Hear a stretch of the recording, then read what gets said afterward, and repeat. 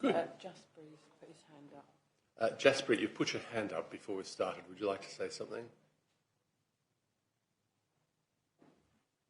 Thank you, Chair. I just wanted to make sure that members who are attending remotely understand that they can't vote on matters, although they can speak in relation to elements of what's being discussed, but you can't vote if you're attending remotely. I think they probably all understand that. Yeah, thank you for just to be clear on that, that's Thanks all. for the clarification. Well, that's with the government. Okay, thank you, Jaspreet. So we're going to commence the meeting. Sorry for the delay. Sorry? Good.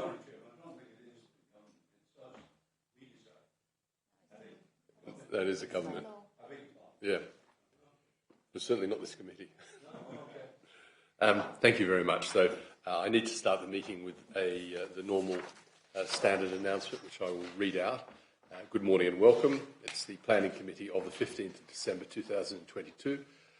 Councillors and officers are reminded to put their mobile phones or electronic devices on silent if they have one near them, and those present in the room should face forward, speak directly into the microphone, and not place papers or electronic devices between themselves and the microphone. Please would remote participants mute microphones when not speaking, as this will reduce feedback and background noise and save bandwidth to prevent loss of connection. Members of the Council joining us remotely should leave cameras on, and officers should leave cameras on only for the agenda item that you're speaking to. Members of the public registered to speak for or against an application and parish and town council representatives will be called to speak after the officers have presented their application. Members of the public attending remotely will be asked to leave the meeting once their item has been completed. After each item has been presented, I will invite members present in the room to ask questions first. Those members joining us remotely will then be invited to speak, and they should indicate their wish to do so by using the Raise Your Hand facility. Only those members of the Planning Committee present in the room will be making the decisions, and I will confirm the result verbally for the benefit of those watching the webcast. We will stop for a comfort break at an appropriate time. So thank you for that. The first item on the agenda is to ask for you to authorise me to sign the minutes from the last meeting. You have authorisation for that? Yeah. Okay. Well, two people have questions. Firstly, Councillor Madeley. Yeah. Oh no, that's all right. Sorry, you just Councillor Gordon. Did you? No, Chairman. We talked about the previous. You wanted to clarify that? Yeah, just clarify that. I think, well, let the officer clarify that. So, Councillor Gordon, would you like to just raise the issue so that Sarah Shepherd can respond to it? Because I think it was a question from a member of the public, wasn't it? Yes, it was. And it concerns Kingswood Hill, the Travellers site in Breed. And the wording was for dependents that could live and stay there. We thought it was actually meant to be children only that could live or stay there. Can we just clarify the wording on that, please, for us? Certainly. Yes, the word dependent is the usual terminology that's used in conditions of this nature, and hence that is the appropriate word to be used in that condition on there.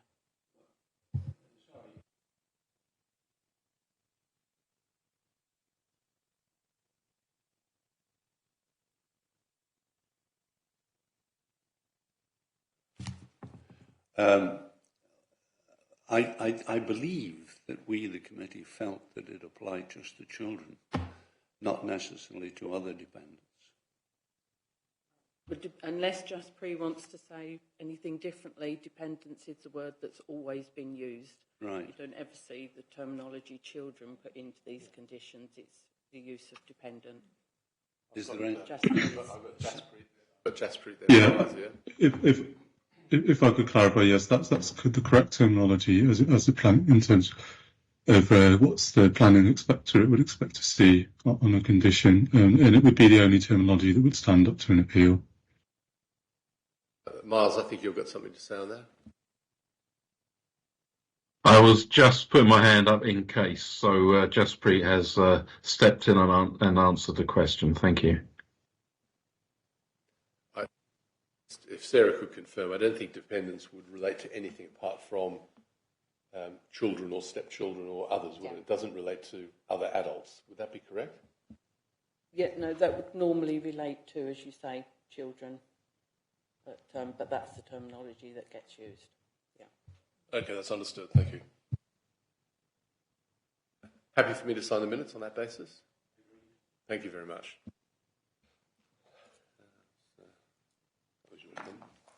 Good. We have apologies and substitutes, Julie.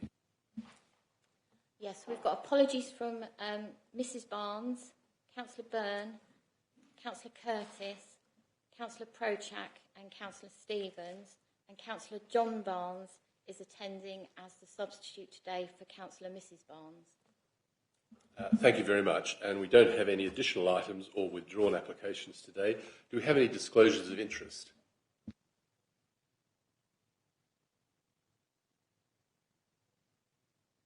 Yes, Councillor Barnes, John Barnes. I must declare a personal interest as the chairman of Etchingham Parish Council. Neither Mary nor I take part in decision making on planning. Thank you very much. That's noted. Is that just for the Horsebrooks Farm applications, the 2 applications, John? It's primarily in relation to the first of the 2 applications this morning. Well, there's 2 because one's a listed application and one's a... Yeah. That's for both. All right. Yeah, it's for both.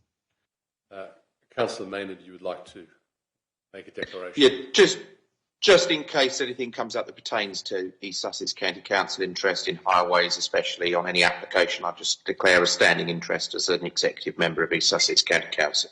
Thank you, Councillor Maynard. Good. You have the planning list at item 6, which takes us to the first application. Now, unless there is any objection, I discussed with Miles that we would deal with RR 2022-2199P and RR 2022/2201L together because they are effectively the same application. One is just a listed component of that. I don't believe the applicant has an issue with that. Just to confirm that. Does anyone else have an issue with that? All right, well, we will progress with that and ask the officer to progress. Thank you. Mark Simmons is presenting. Mark, would you like to appear on screen and do the presentation?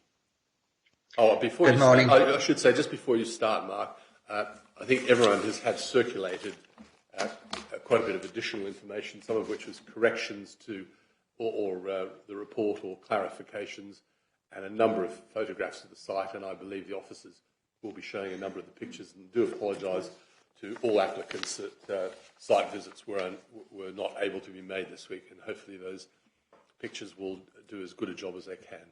Thank you, Mark. Whenever you're ready. Thank you. Good morning. And yes, 100%. The 2 applications should be heard and decided together. The listed building application, RR 2022-2201L, discreetly deals with heritage issues to do with listed buildings, and 2022-2199P is the planning application that deals with the wider issues, but they are intertwined and they need to be decided together. So both applications relate to the retention and conversion of a curtilage listed cowshed, retention, rebuilding and repair of curtilage listed farmyard walls, part retention of the dairy block, demolition of modern agricultural buildings, and erection of a 2-storey detached dwelling with garage, associated hard and soft landscaping and car parking at the Horsebrooks Farm at Burwash. So the slide in front of you now shows the application site red-edged and does show the outline of some of the key buildings, and then the blue-edged land is the land that is also within the applicant's ownership. Is a farm holding. It's would be expected to be associated with quite large land holdings. And to the east/northeast, you can see the outline of the main farmhouse, which is itself Grade 2 listed. Slightly to the north, you can see another Grade 2 listed building, and there are other heritage assets in the vicinity. So this is the existing site plan, which shows the various structures on the site. I think the plan's also got levels on and topographical features, and that's a slightly clearer plan, which shows existing buildings on the site. So this plan's probably more helpful. To the east, you can see the footprint of the main farmhouse that's listed. And then on this plan, you can see the positioning of the proposed new dwelling. To the west, Mark, not to the east. I'm very sorry, you're absolutely right, to the west, yes. John, thank you. Yes, sorry, yes, to the west. Before you continue, John, thank you for that, but could you please put your hand up and not just interrupt the meeting? Thank you. Yeah, no, that's a very good interruption. I don't know why I said east, absolutely west. So on the plan there, you can see the proposed house and the proposed garage and tractor shed, and then the proposed extension to the existing cow shed, and then in the middle of the more modern buildings, which will be demolished, and then the listed curtilage walls are on the very far east red line, and I'm sure I'm right saying that's on the east. Thank you. You ready for the next slide? So it's an aerial view showing exactly what we've just seen, but the real picture. You can see the quite large modern buildings proposed to be demolished. You can see the building proposed to be extended and rebuilt. You can just about make out the boundary walls. And then to the west, you can see the existing farmhouse, which is listed, and to the north, the adjacent property, which is also Grade 2 listed. And you can see the road access and the junction on the road there as well. Thank you.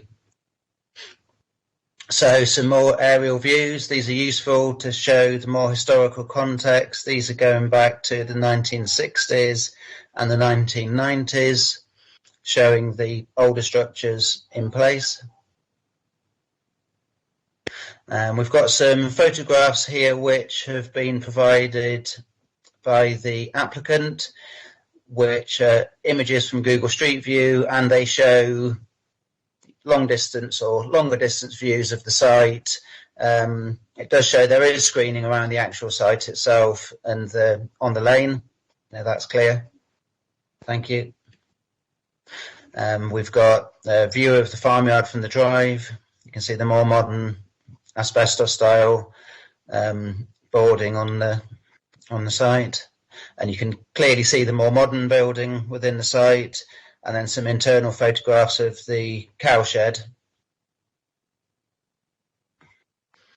And again, more photographs of the cow shed, which is curtilage listed, and then in conjunction with a more modern building. More photographs of, this is the dairy block, and it shows it from sort of various angles, so hopefully that's helpful.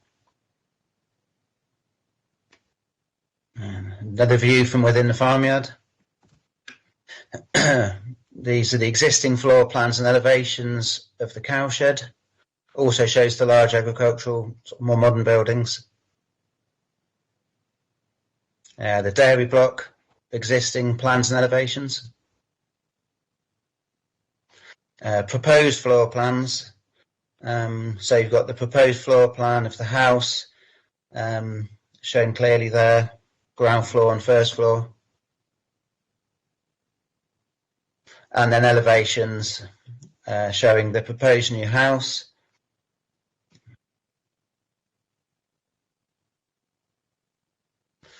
And some existing and proposed elevations to show the existing and then what is proposed if the application was approved.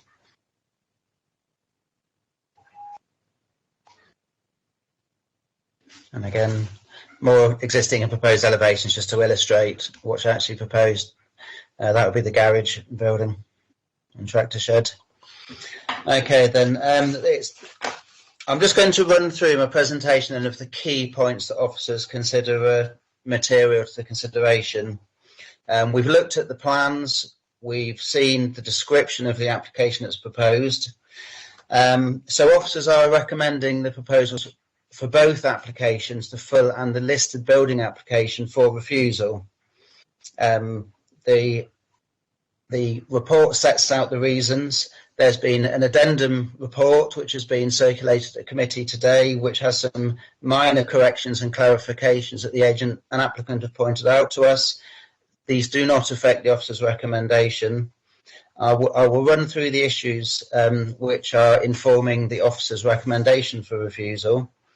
The location is considered an unsustainable location where a new dwelling is unacceptable in principle.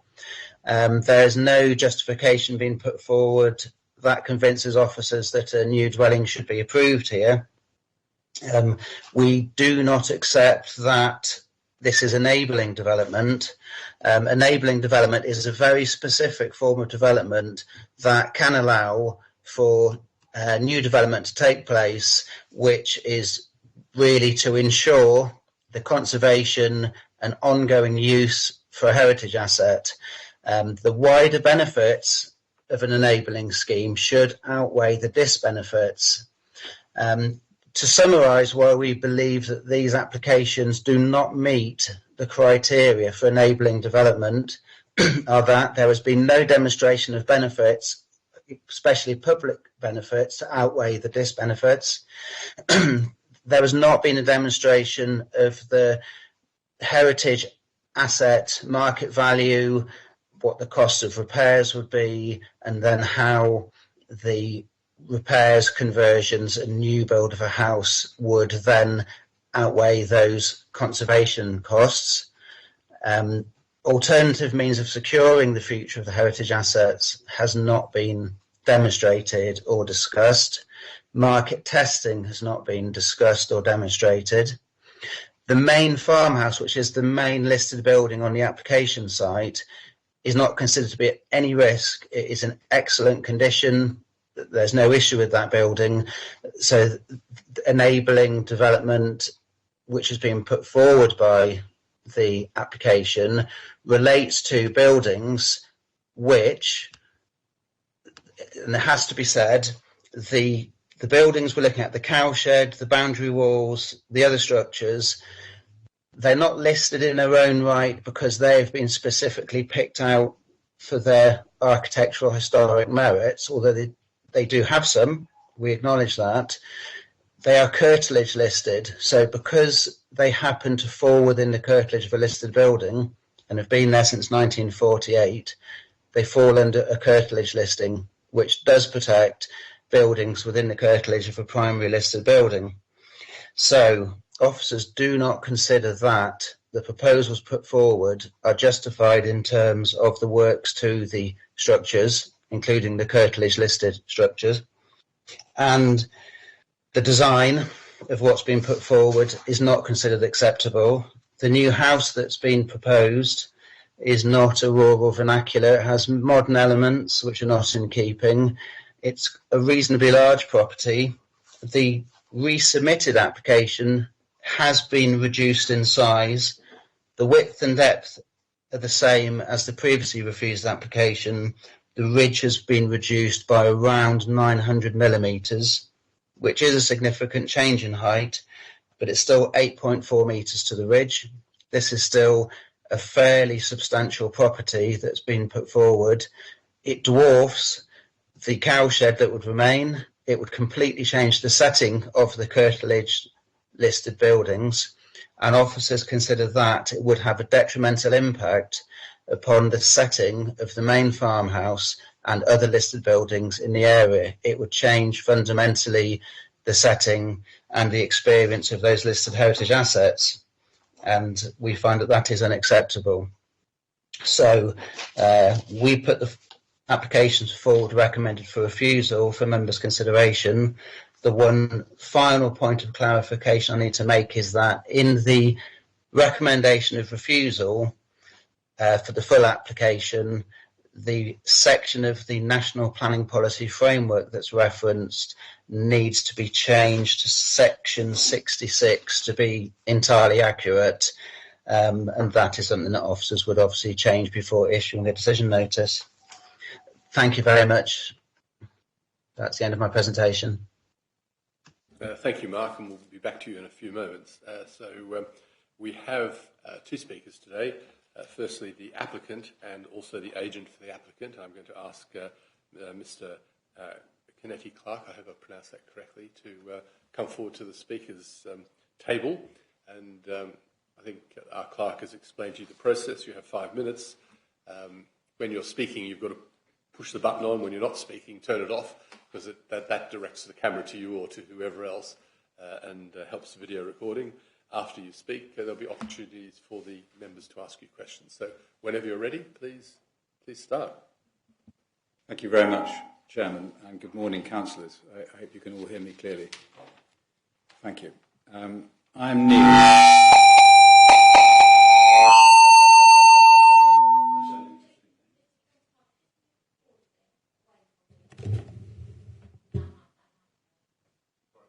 That's all right. Good morning, councillors. I'm Neil. I'm sorry, I'm speaking too loudly, perhaps.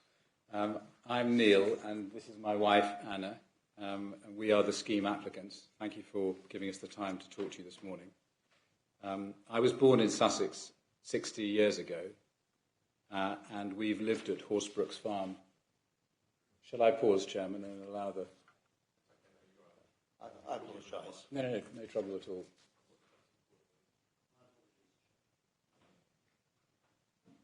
Shall I start again?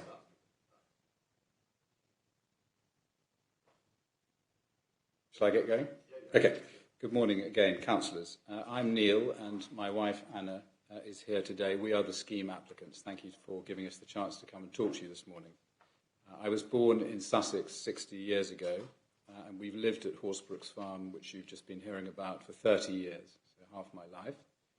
We became Soil Association Organic Farm 22 years ago, and we now grow hay, and with an eye on climate change, we are diversifying into specialist organic herbs. That's our new business as farmers. Sadly, the old farmyard that you've been hearing about has become redundant.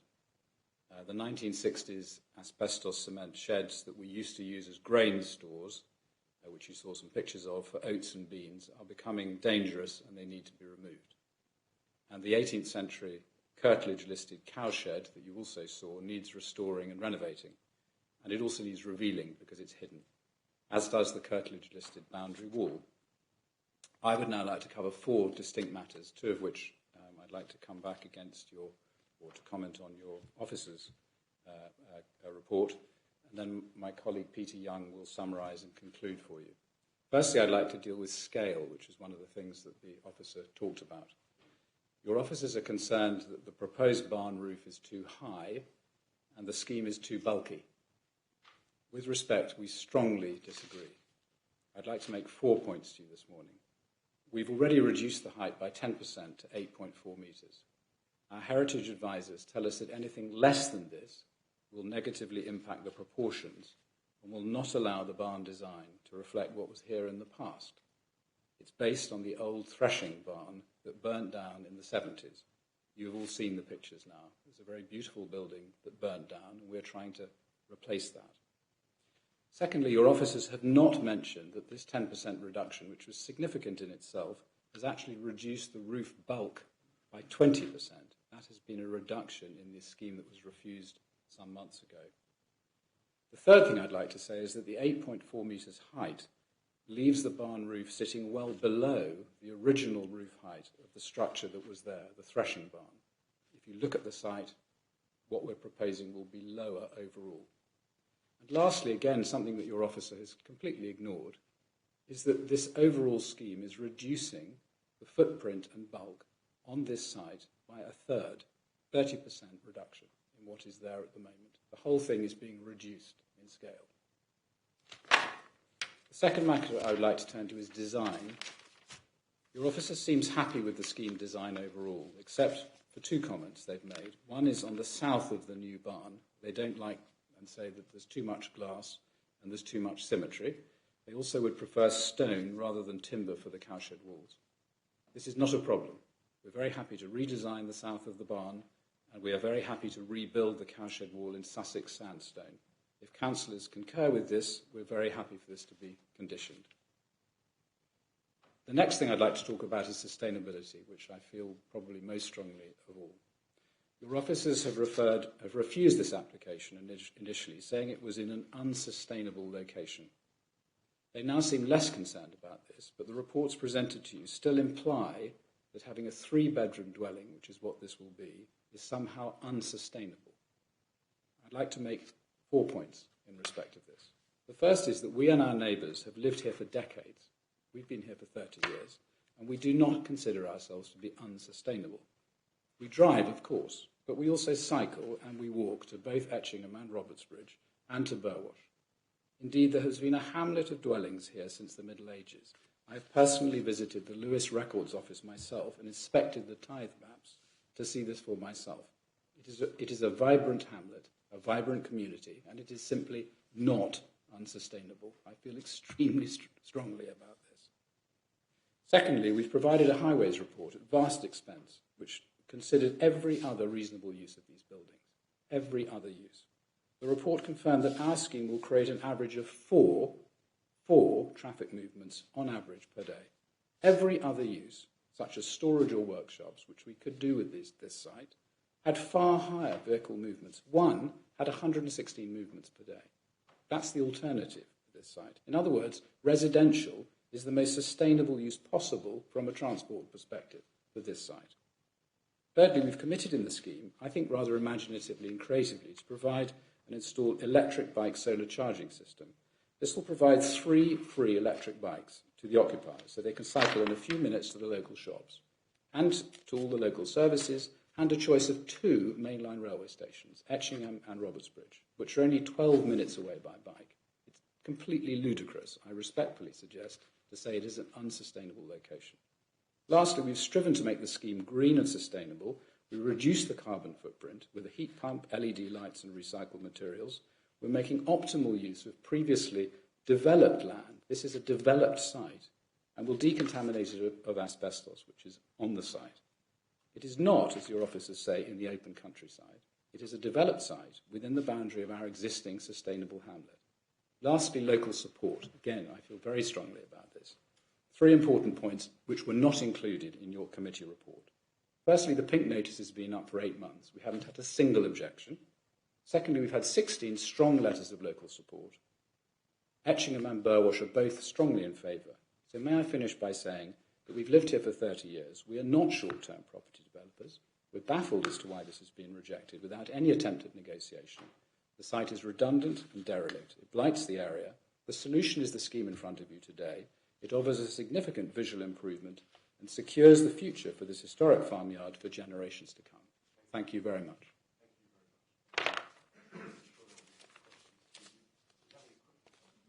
Thank you very much. Do we have any questions from members? Any questions from members? Yes, Councillor Errington. Thank you. And can you just confirm the number of bedrooms in the property? Because the plan I'm looking at, I can see 5. So interrupt. Could you?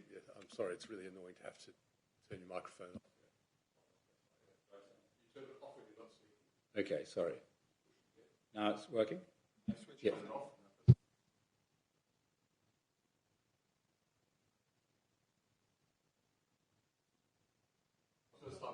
How's that?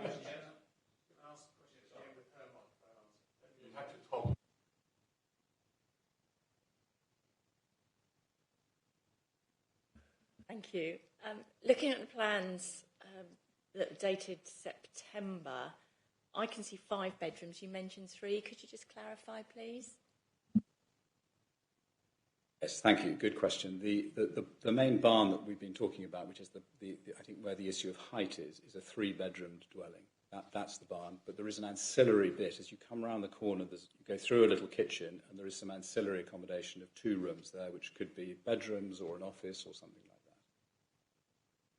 Thank you, but they're all part of the main house. This would be sold as a 5-bedroom house. It's not a 3-bedroom house. This isn't going to be somebody living separately. It's going to be it's one unit. Thank you. Sorry, yes, but the main issue seems to be around the shape and size of this barn, which has only got 3 bedrooms in it. But yes, 5 overall. If those other 2 rooms were used as bedrooms rather than office or a study or something like that. Thank you, Councillor John Barnes.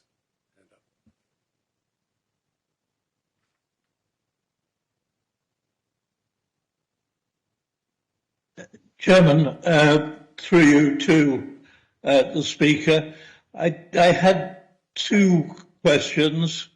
I'll ask them both. The first is really about the footpath network into Robertsbridge. Am I right in saying there is a public footpath all the way into Robertsbridge from this settlement to the east of it?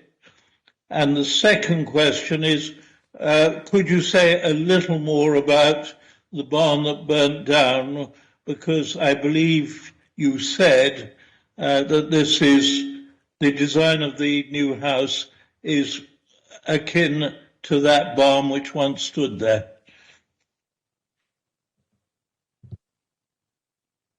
Yes. Thank you for those questions. So the footpaths, yes, there is a footpath that takes us all the way from the site to 3 villages. We can get to Etchingham by public footpath, we can get to Robertsbridge by public footpath, and my wife often walks to Burwash on the public footpath. So all 3 parishes, which all combine and come to our Willards Hill, which is, we're on the border really of all 3, can be accessed. And actually it's a good question as well, because not only are these footpaths available to people to walk to the communities, actually from these footpaths you can't see the site. The site is hidden away. It's odd because it's quite a site, but you can't see it from any footpaths or any road. It's completely discrete and separate. That's the first question. The second question on the threshing barn, we actually didn't know that it existed, and it was only when I came and did some research and got some old photographs that we found this extraordinary building that used to be on the edge of the farmyard.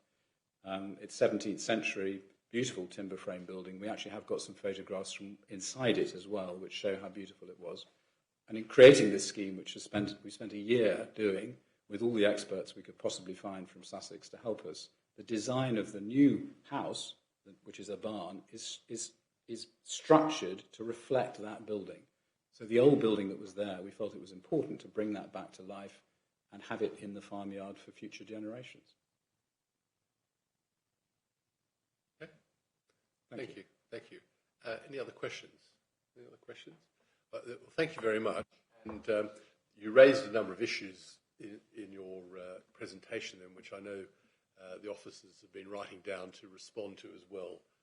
Clarifications on a number of issues like the open countryside and issues and how in planning terms these things are defined, because there is unfortunately there are clear differences in planning terms than in sometimes in what you regard as perhaps common sense terms, which is where and why the officers come to their recommendations. So I'll try and clarify those for the members to discuss. And thank you for presenting. And I think we have your agent Peter Young to speak. So thank you. If you could swap positions. Thank you. So Peter Young, who's the agent, and whenever you're ready. Thank you, Chair. Morning, councillors. I'm Peter Young. I'm the agent for both applications, and I've been working with Neil and the design team on this for around 2 years. And we respectfully submit the scheme in front of you today is a positive development that will significantly enhance the appearance and character of the site to the benefit of the surrounding neighbours, parishes, the setting of listed buildings and the scenic beauty of the AONB. The current site is dilapidated and deteriorating. The 1960s modern buildings are poor quality structures and at the end of their economic life. The whole yard is covered in concrete and in a poor state. Likewise, the heritage assets are in a declining state. The most important of these, the cowshed and the brick and stone farmyard walls, are in need of significant investment. The cowshed is almost entirely covered by the asbestos cement at cost barn. Your officers have confirmed that these are curtilage listed buildings and in need of repair, restoration and preservation. However, the lack of economic use will prevent that occurring unless a sensitive and sustainable scheme can be found.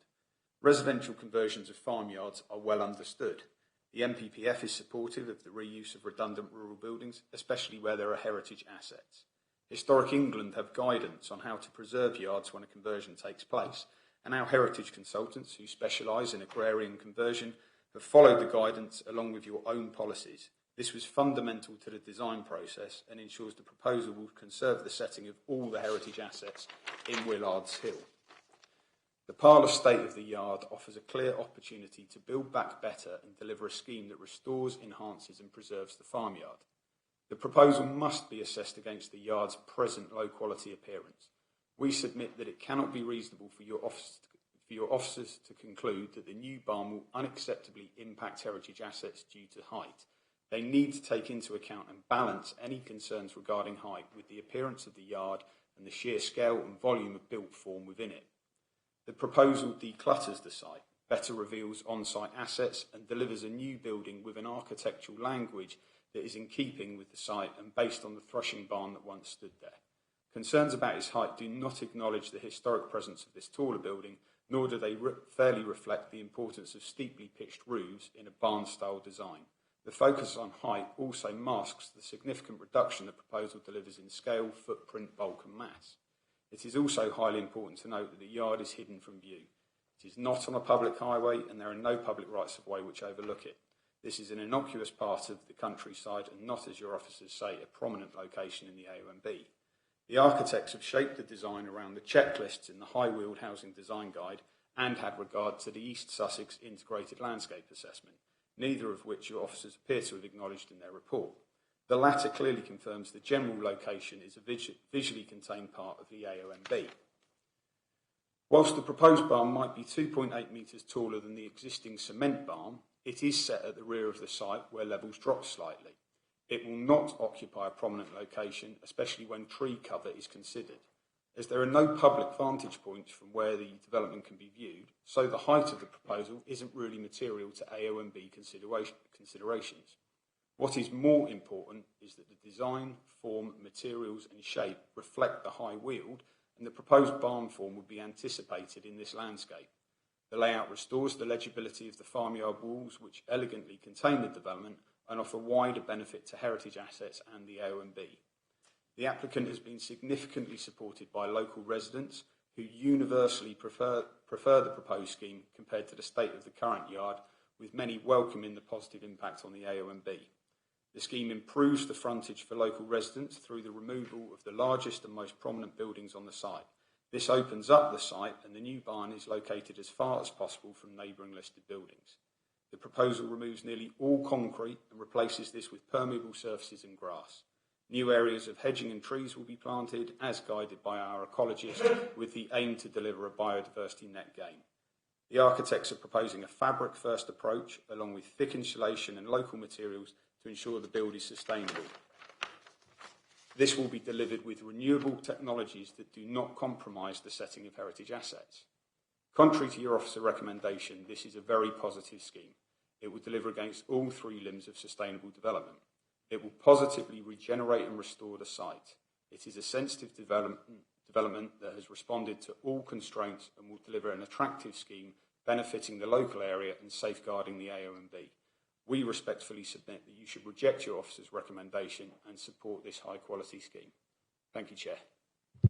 Thank you very much. Do we have some questions for Mr. Young? Questions for Mr. Young? Yes, Councillor Drayson. Just one. I was trying to just open the previous one that was refused. I think the reduction in the roof was 48 degrees to 42, wasn't it? The angle of the roof. Is that how you achieve the reduction in the height, by simply changing the angle of the roof? Yes, that's correct. And below that, you wouldn't be able to use traditional clay tiles because the slope becomes too shallow. Thank you. I have a couple of questions, yeah. So this is the second application, and I don't understand why, because this is being proposed as effectively a viability scheme, to restore those other buildings or make better use of them, why you're heritage consultants haven't put together the appropriate viability assessment, because there is quite a structured assessment that you have to do for these for this sort of scheme. Can you help us out on that? We haven't put this forward as a viability for a listed building point of view. We have not done that because we have put it forward as a whole package. It's a decluttering of the site, decontamination of the site, finding a viable use for the site, and part of the benefit that we offer with that suite of packages is that there are declining heritage assets on site that need investment and repair, and this is a way of securing it. But we didn't put it forward as a heritage viability scheme. If you are putting it forward, though, to, as you just said, repair a whole lot of heritage assets, it becomes a viability argument. No? There can be a viability argument submitted, yes, but I wouldn't want to solely rely on that because I think it's one of a number of elements of things that support us. And when you are tasked with looking at ecology, highways, getting a heritage consultant involved, getting an architect involved and a planning agent, you have to, from a management point of view of an application, look at the costs and look at what you can do with those experts around you without making it an endless cycle of paperwork for officers to go through. And so we didn't go down this path because we felt that the heritage arguments, regardless of that, were still strong. There was still a benefit here, regardless of whether there was a financial imperative to save these buildings. All right, okay, thank you very much. I'm sure the officers will want to respond to some of those comments too, because these sort of go to the heart of the issue. The other part, and I'm asking you as the agent rather than the applicant, because I guess this is more in your area, is one of the main comments is the relationship to the listed building, and there's another one nearby, and there's a lot of control over what you can do in the curtilage of a listed building. Why do you feel that this building, this new house, won't impact the setting of the listed building? Quite simply because it will offer an enhancement compared to what's on site at the moment. The existing site has a 5.8 metre high cement concrete barn that covers the entire front of the site, obscures the main listed barn on site, has broken significant parts of the farmyard walls, and when you're standing at the front of the site, you can't see anything else on there because of the building at the site frontage. You remove that from the site frontage, plus the other building that you can see from the access is a sort of broken down old stable building. That opens up and better reveals the site. If you then put built form at the rear end of that site, you are taking that built form further away from the listed building that is opposite the site, and it's no closer to the listed farm. And then when you put in the context of the threshing barn that used to be there, which was of a similar scale and height, there's nothing in my mind about that proposal that detracts from the setting of those listed buildings. The removal and repair of the site, the restoration of it, the legibility of that form that would then be restored with having the walls there and open space within the farmyard, as you will have seen it would have been on those historic photos, that is a heritage benefit. That is not a heritage harm.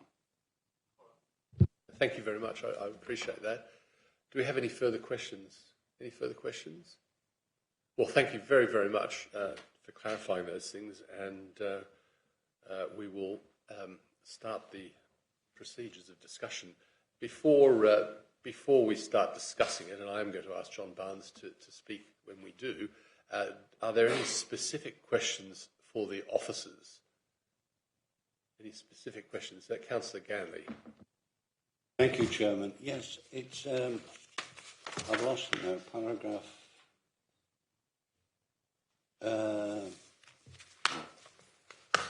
821, which I don't really understand the last sentence in, if I can find it.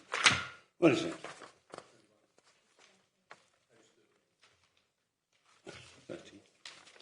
Thank you. Yes, the last sentence of paragraph 821 says it is also considered that rebuilding any other material would be a transition to speculative rather than evidence-based reconstruction, which is not acceptable. Could the officer explain that to me, please? I don't really understand it. Mark, would you like to come back on screen and respond to that question? Did you want it asked again? Yes, thank you very much. So very briefly, in my presentation, I alluded to the concern we've got about the materials proposed for that element of the scheme. And if we were to accept that there's a case to be made to sort of rebuild and extend, then we believe the material should be evidence-based in what the original buildings, what the traditional and heritage materials would have been, and that we're transitioning to, you know, we've used the term speculative, but we've transitioned to a different style of materials that don't relate to what the existing form of the buildings on the site would have been, which would have been an evidence-based design and aesthetic, and it's moved to something that isn't based on that evidence and that is, you know, more modern. It's a step away from what the traditional building would have looked like originally. So we feel you do lose that that relationship to the past and to the heritage. And speculative is, you know, it's just a word that we've used to try and sort of encapsulate that design choice.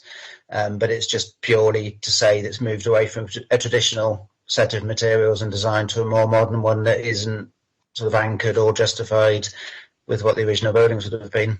I hope that clarifies to a certain extent. Thank you. Yes, it does. Thank you, Chairman. In essence, in fact, the materials used are not necessarily those that were originally there. We don't know, actually, do we? So your explanation is fine. Thank you very much. Councillor Drayson. Yeah, it was just on that point. The original note I made on here is surely that's a matter for condition rather than refusal. And in fact, the applicant today has said he's quite willing to build it of the material that we conditioned. So I don't see that's a reason necessary to refuse on that point. I can answer that, sir. Yeah. So there's a point there which I respect and understand. I think that officers have to assess and determine what's put in front of us. And when we talk about agreeing materials by condition, it would normally be if a brick-built house is put forward, we'll want to see the details of what the bricks are, what colour they are, who's the manufacturer, are the tiles slate or clay. But if something's put forward with timber boarding, for example, you know, is that within the realms of a condition to change that to a completely different material, to brick or stone or concrete or whatever? You know, that's materially different to what's been submitted, and conditions do have quite a lot of room for discretion to agree things, but you shouldn't really be changing the design by condition, because all you're then really agreeing is sort of the shape and form of a building, which in a heritage setting would be quite concerning. So we wouldn't normally deal with an application that way. Thank you. Thank you. Yeah, I think it's an important point to make. You can't condition major changes effectively. So I'm going to just, before we have a discussion, ask the officers to clarify some points particularly raised by the applicants and the agent.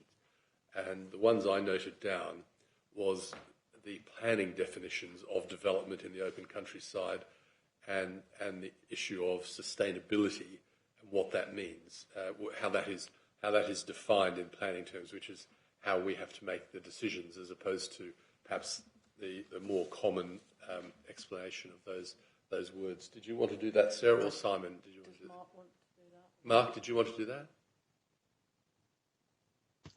Okay, thank you. So in very simple terms, development in the open countryside is development outside of the settlement or development boundaries that would be set out in the local plan. And so settlement and development boundaries around settlements have been through a local plan process. They've been assessed. They'll have been through an examination in public with an inspector, and they will have been found to be sustainable with access to facilities, transport, not just by car, etc., etc. So there is a fundamental principle that once you move outside of settlement stroke development boundaries, you are then in planning terms in the open countryside, and development then needs to be very carefully justified.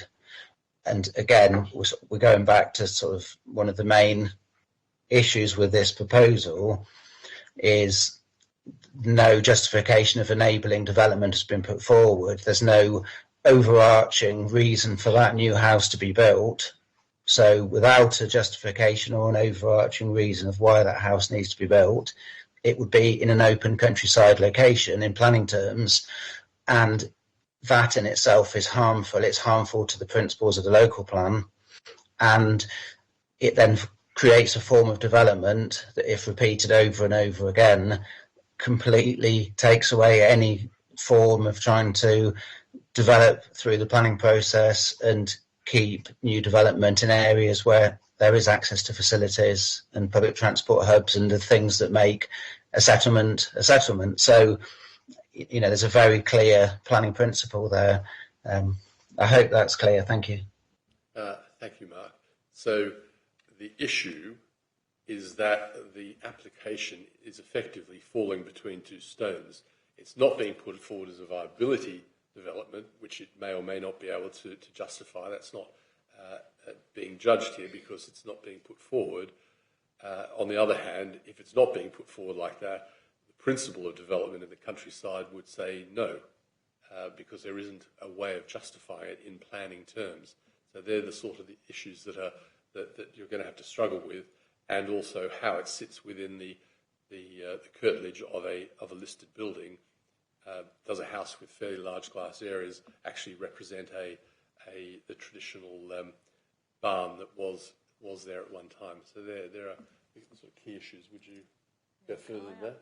And Sarah Shepherd would like to add one more thing before we. I'm then going to call on Councillor Barnes to speak. I'd just like to add that when we were talking about there isn't an objection in principle necessarily about conversion of barns, and obviously we've had plenty of other applications, but obviously our policies tend to look at converting what is there rather than extending and replacing, rebuilding. The other issue with this one is that obviously the reference has gone back to the threshing barn, which was in a different location. It was not in the middle of the dairy barn as it's now being proposed. It's the whole, I know the agent kept mentioning the reference to height, but when you look at the report and you look at the reasons for refusal, that is not the sole reason for refusal. You're talking about the form, the nature of the proposal, how it relates to those other buildings, the way in which it's been put in with single-storey elements coming out either side in an untraditional form. So it's not just the height that's the issue, it's the overall. This has been refused before. We are operating a pre-application service which has not been taken up prior to the resubmission of this. There's very little change from the previous refusal, and hence the application has been put in for refusal again, I'm afraid. Okay, so I'm going to ask Councillor Barnes, as he's the ward member here, to say a few words, and then others to contribute.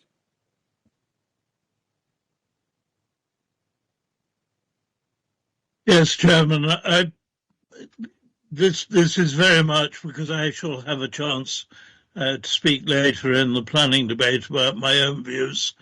I think the important points that I can make as local member are probably to refer you to the wide degree of consultation that this applicant undertook with both parish councils. These are parish councils, both of them, that are profoundly concerned with the AONB. You'll find that is actually a very specific policy consideration in the Burwash Neighbourhood Plan. Etchingham is currently developing a neighbourhood plan, and it too is generally a guardian of the AONB. So it's quite significant, I think, that both parish councils asked Councillor Kirby Green and myself to call this in if the officers were minded to refuse again. And they did that. I think probably if you look at the documents circulated by Trish Tiggle this week, you'll find the full argument for Etchingham set out. Burwash is, of course, in your papers as well. I think it's probably important in their eyes to think that they would actually see this as a settlement. We've got ourselves into a bit of a bind over development boundaries because on the whole we have relegated every hamlet in the area to being somehow in the countryside. This is a well-defined hamlet at the top of a hill of about 10 houses. They've been here, some of them, for hundreds of years. They are viable settlements. I can think of a number right across the area. So the notion that this corresponds to a new building in the countryside is, I think, misleading. This is very much looking at a brownfield site within a hamlet.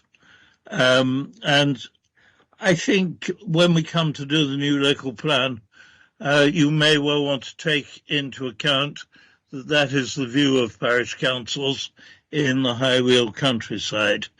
Beyond that, I will reserve my own views, but it does seem to me that you need to also acknowledge, I'm sure that the parish council will want me to point this out, that there were two possibilities here. One of developing office or some kind of business accommodation or a residential property. And certainly it weighed with both parish councils that you've got a very awkward road through this hamlet, and you really do not want to generate too many traffic movements onto that road. To that extent, both parish councils preferred residential to the possible alternative of developing a business use for this brownfield site. I think that's all I can properly say as a local member. I shall come back to my own views later. Thank you, John. I think there are so many things in there that are so inconsistent with planning policy that I don't know where the officers would probably want to start. Agricultural use is not a brownfield site. It is one of the most important ones. And I think we've got to be very, very careful of making policy-based decisions, whether we like it or not. And often we don't like it. And that is one of the... Sorry, I apologise for using the term brownfield. That is technically incorrect. And also the concept of development boundaries, which many of us dislike intensely, but nevertheless, we have to be careful of what we say and do, because it's these things get overturned and appealed quite often for basically using policy incorrectly. Did you discuss any further? Were there any points that you wanted to make? No, okay. So I think that the best thing to do is to open it up for discussion. So who would like to start? Yes, Councillor Ganley.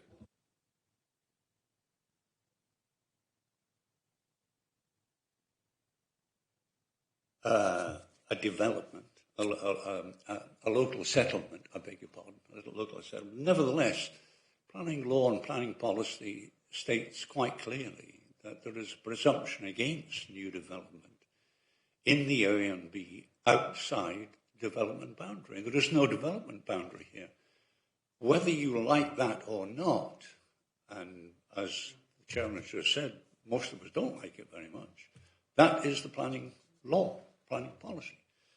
And this development is outside.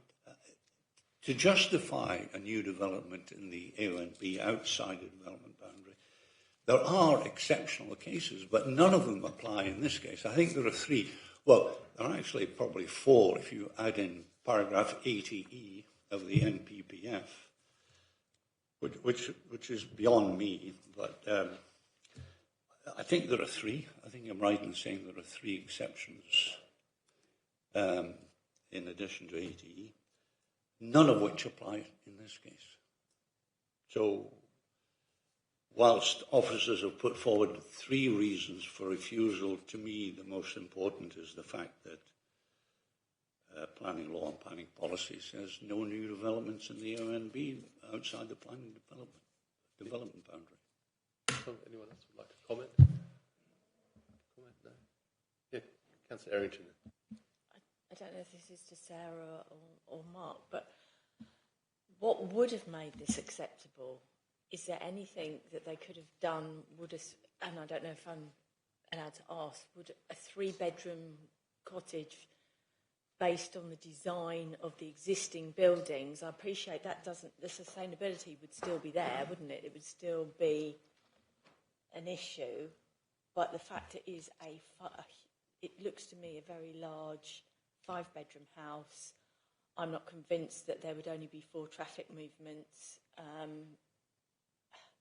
Would any, and I don't know whether it's appropriate, so Chair, please tell me to stop, but would have any more discussion or pre-app advice made sure that the right design got here and that we could pass it, whereas there just seems to be some missed opportunities by not taking pre-app advice to actually make this happen. And they've obviously, again, stop me if I'm going off, they've obviously spent a lot of time and money, but there seems to be, was there actual opportunity to say a different design would be more acceptable and perhaps might be swaying us today? I don't know if that's part of the argument, but I just want to get that thing about pre-app advice and relationship that we have with our residents, and we're here now where perhaps we might not have been, or we might have been looking at a different design. I think what you're saying is fundamentally correct. Any application has to be policy compliant, and there are ways of making something policy compliant, which includes design and all sorts of other different ways. I sort of feel very sensitive towards this application because you can see that the applicants are really trying hard to do something here, and that's what I think. And I don't agree with Burwash Parish Council. I think they are in conflict with their own policies, and I see the number of inconsistencies coming from that, which is a bit sad. I think they either have policies or they don't, and they need to really think about that and to help applicants also if they're so keen on that. So because a lot of decisions within the Burwash Neighbourhood Plan actually fall back on the local plan anyway because of the lack of allocation of sites. Did you have any further comments that you wanted to make? No. I mean, obviously, we have to deal with the application that's been submitted. There was no pre-application discussion between the two applications, and obviously, that's up to the applicant to come forward. You know, if they wish to have that discussion, that didn't happen on this case, and we are considering what's in front of us. But yeah, potentially there may be other ways forward. Councillor Barnes. Yes, I'm not sure if I like putting this argument, but I think it's important that the committee do actually consider it. I'm sorry, I was provoked to this comment by Councillor Ganley. There is no presumption against in the MPPF. What there is, as a result of the Surrey Hills judgment, is that the tilted balance, the presumption in favour of development, does not apply to the AONB. But you still have to strike the balance between advantage and disadvantage. And I must say I've had good reason to consider this recently by the Watlington appeal judgment. Because what we have stumbled into, and I think it's something which is relevant, although it's not something that I like or believe should be relevant, but I think it is relevant, that because of our land supply position, all boundaries, all neighbourhood plan policies are stricken down at the moment, and that unfortunately I think rends us as pretty vulnerable to appeal, where the proposal is for a single dwelling house. You would have to show three things. First of all, it would have to have an impact on the AONB, an adverse impact on the AONB.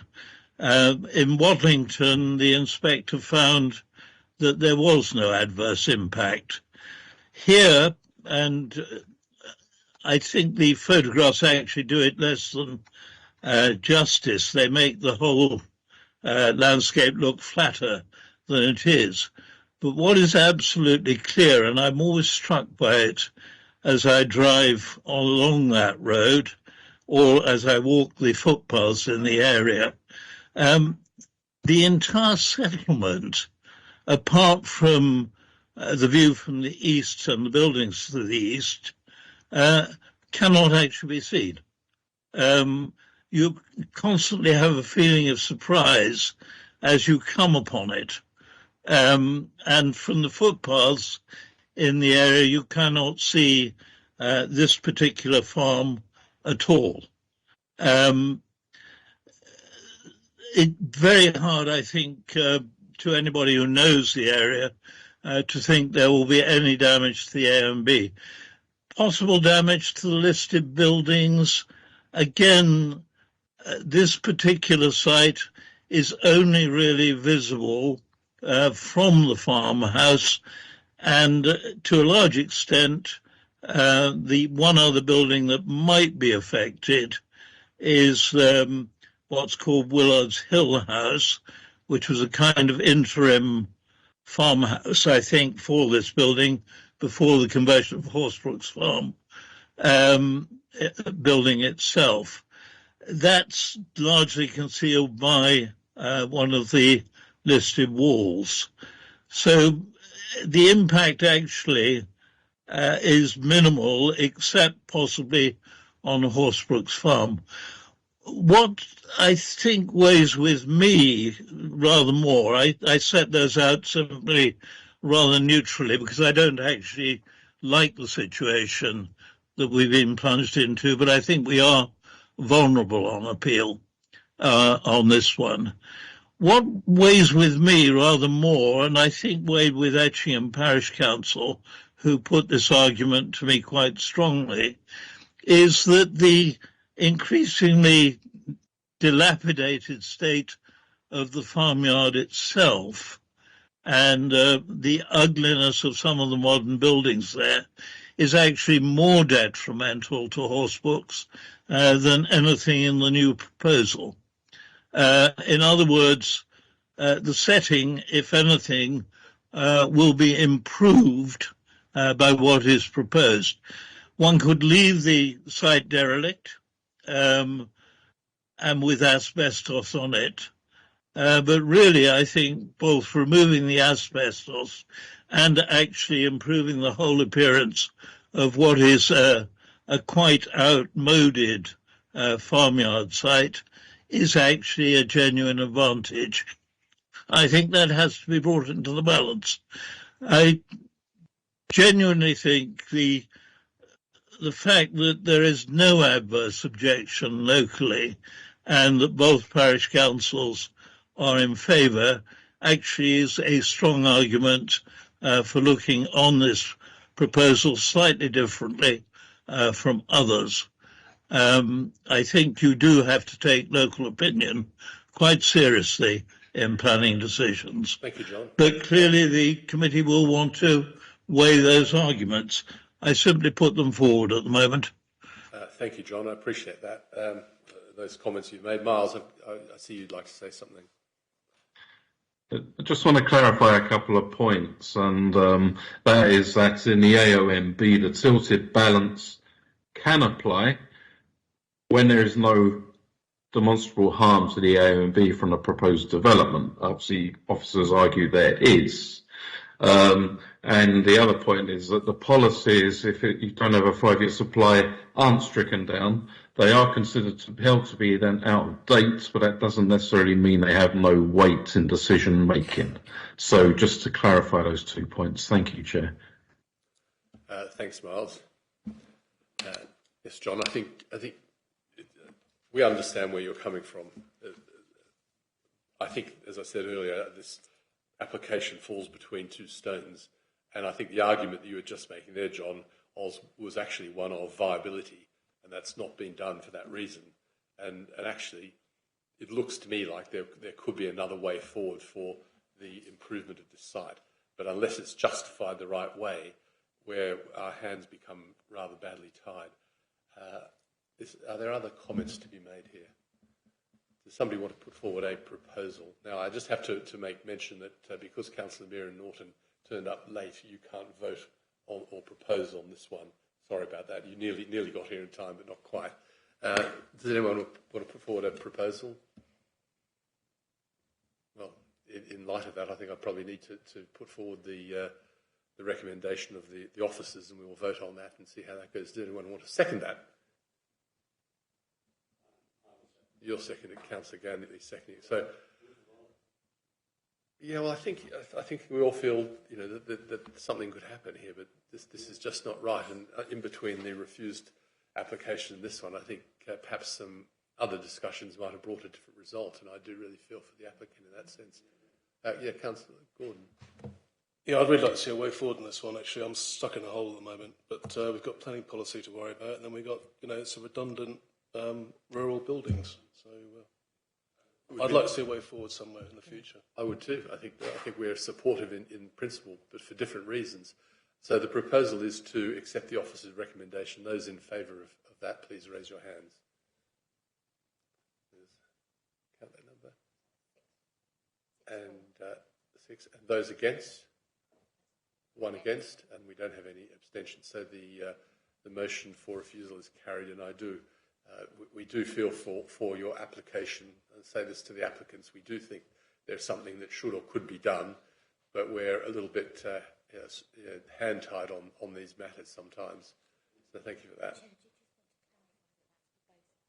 And that is for both of those applications. So we were voting both at the same time.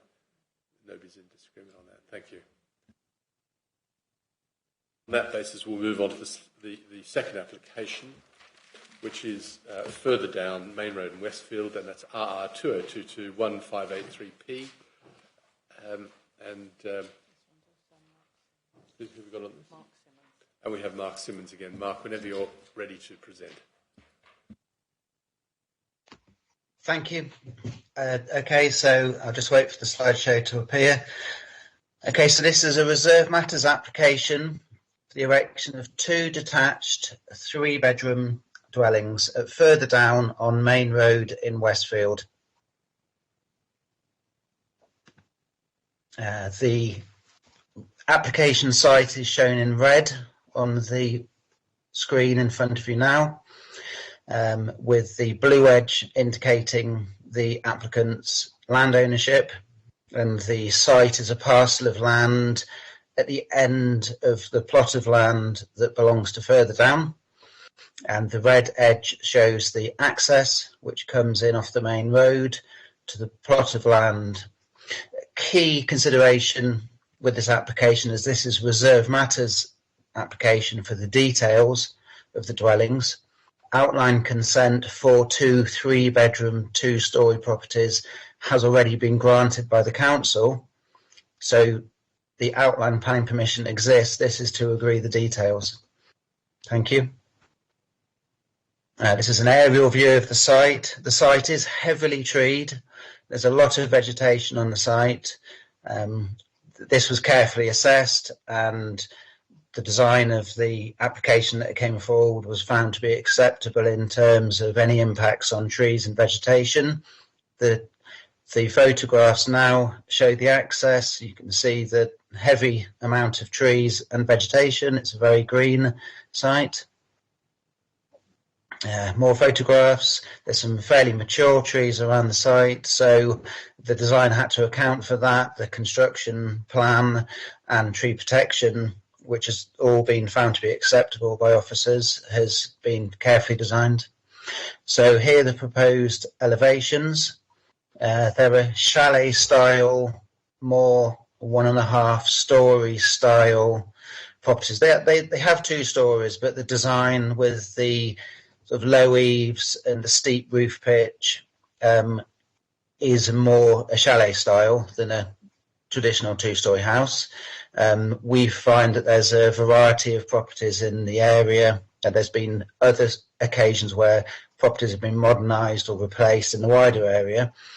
You will notice on the plans that there is a first floor gable dormer window. These serve a more secondary part of the dwelling, and these would be obscure glazed by condition. There are other windows at first floor, but when you look at the orientation of the plot, this is the street scene. The windows in the gable ends are more of an oblique angle towards neighbouring properties, and as we'll come to, there's around about 40 metres separation distance between properties.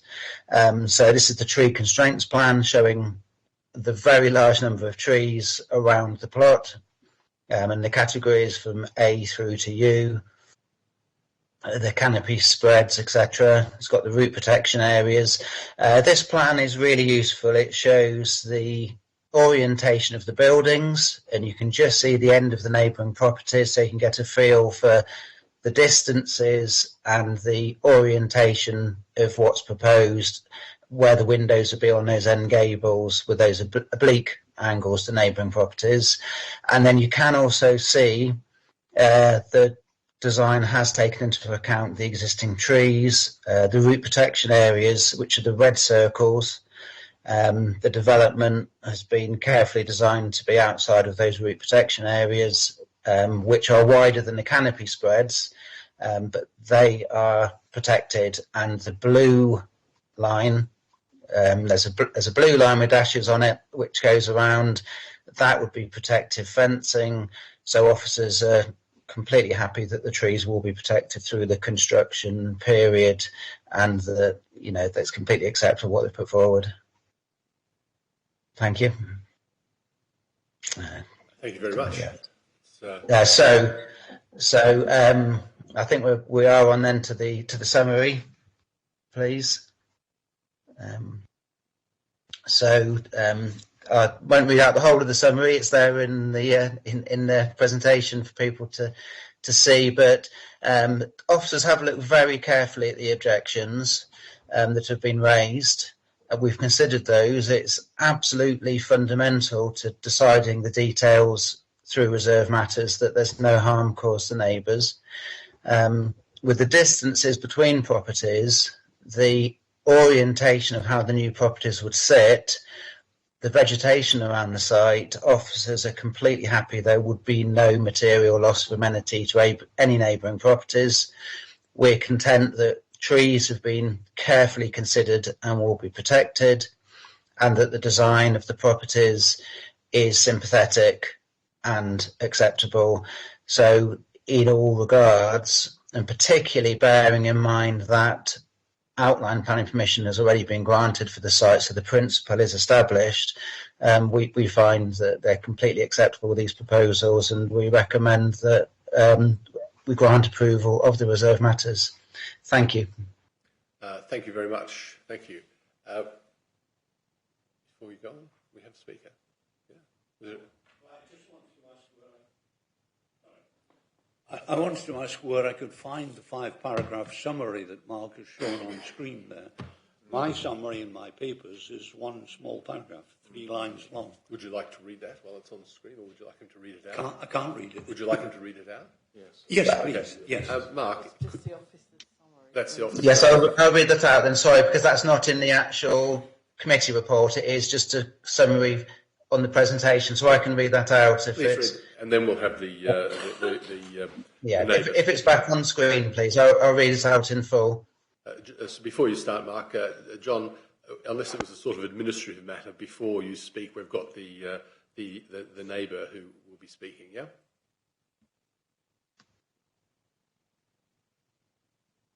So, yeah, mine was a question to the officer. I'll ask it later. Yes, after all the speakers, yeah. Thank you, John. thank you. I'll read the summary out now. So, the objections have been fully appraised, and the case officer is mindful that the principle of the development of dwellings on this site has already been established, and these reserved matters add the detail of development.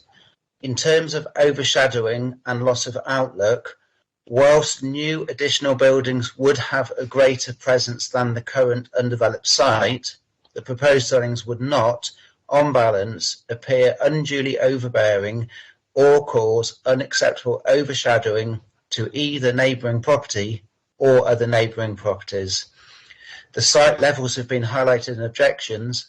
However, these have been considered in the assessment of the scheme, and it is considered that the proposal would not result in a significant erosion of residential amenity in terms of overshadowing or loss of outlook. Turning to overlooking, the site is in an area where some mutual overlooking already exists. It is considered that the most sensitive windows and views are protected with the imposition of obscured glass. Therefore, on balance, the proposal would not result in harmful or unacceptable overlooking of neighbouring properties. The applicant also provides outdoor amenity space. This space is proportionate and meet with the requirements of policies DHG7 of the local plan, which considers external residential areas. The plot sizes are comparable and sympathetic to neighbouring properties. The site is surrounded by mature hedgerows and boundary fencing, which will largely remain and be enhanced with close board fencing to the new boundaries. This provides adequate screening between the neighbouring properties. On balance, the design and details of the proposal with conditions is acceptable, as it would reflect the mixed character of the area, would retain trees, and would not be overly harmful to the amenity of neighbouring properties. For these reasons, planning permission should be granted for this reserved matters application. Thank you. Thank you very much for doing that. And we have David Owen to come and speak.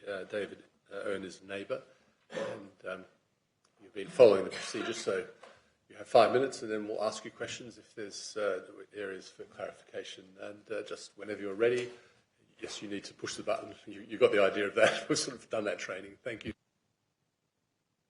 Thank you, Chair. Thank you, Council. I'm David Owen. I live in Drumbraid, which is the nearest property to this development.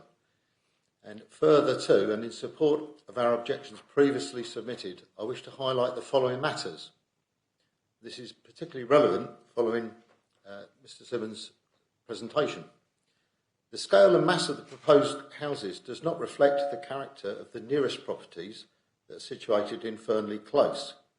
These are all single-storey buildings, none of which have accommodation in the roof space and sit at a lower level than the site.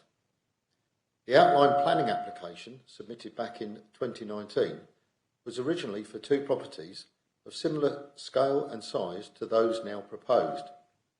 However, those proposals were deemed unacceptable and amended plans were submitted showing two smaller, lower properties.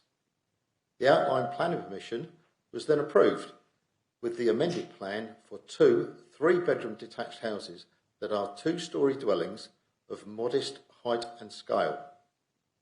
Looking at the plans of this application, it is obvious to me that the proposal is actually for two 4-bedroom large detached houses, not of modest height and scale. The first floor study is clearly a 4th bedroom, and I challenge the view that this is acceptable when it clearly does not comply with the approved outline planning permission granted on the 27th of October 2021. Furthermore, based on my many years' experience as a fire safety enforcement officer, the plans submitted would not comply with B5 of the building regulations. And why is this something that to be considered at a planning hearing? The access and facilities for the fire service are detailed in B5 of the regulations, and in particular the requirement that reasonable provision shall be made within the site of the building to enable fire appliances to gain access to that building.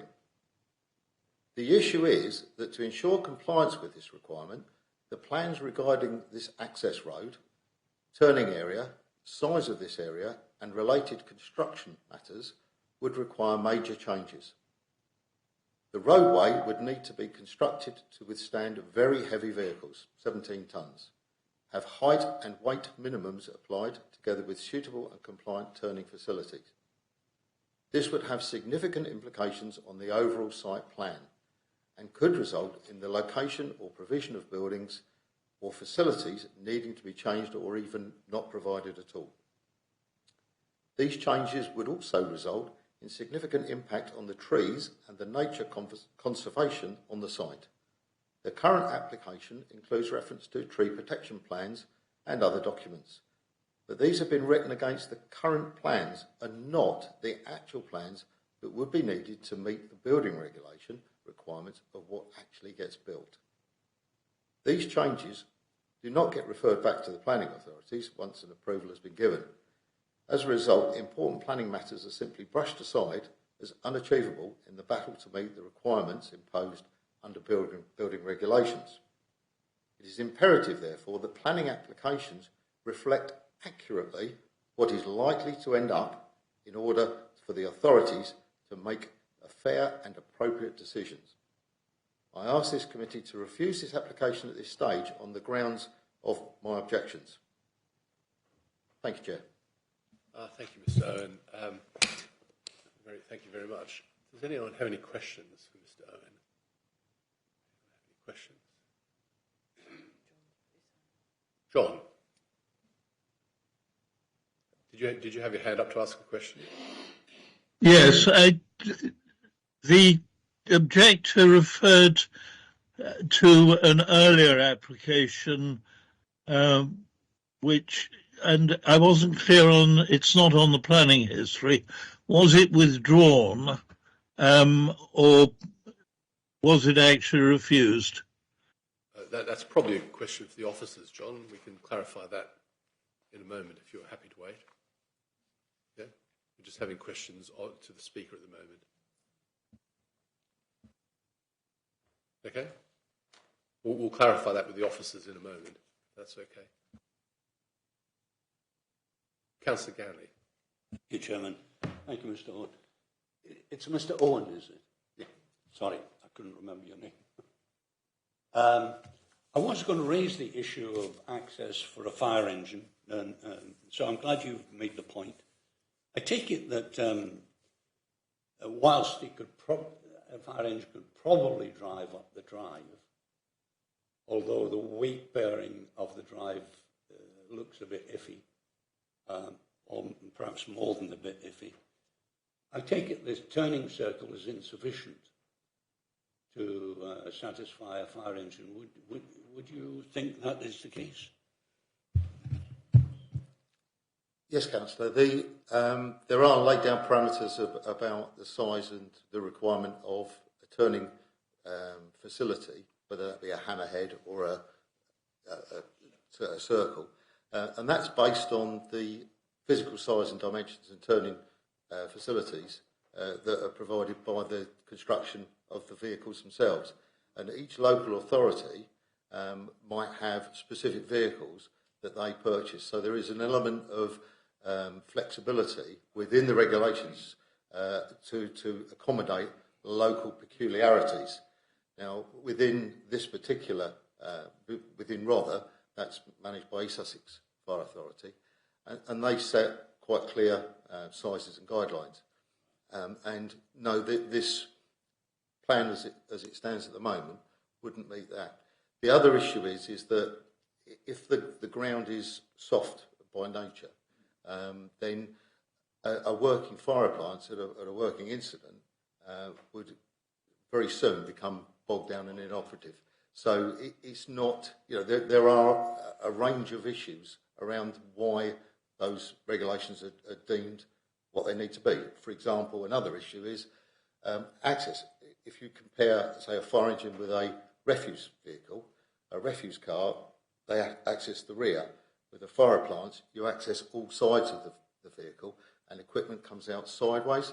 So whilst you might still be able to get down there, you can't actually access the equipment to conduct the rescues or firefighting that would then be required of the crews. Does that help clarify?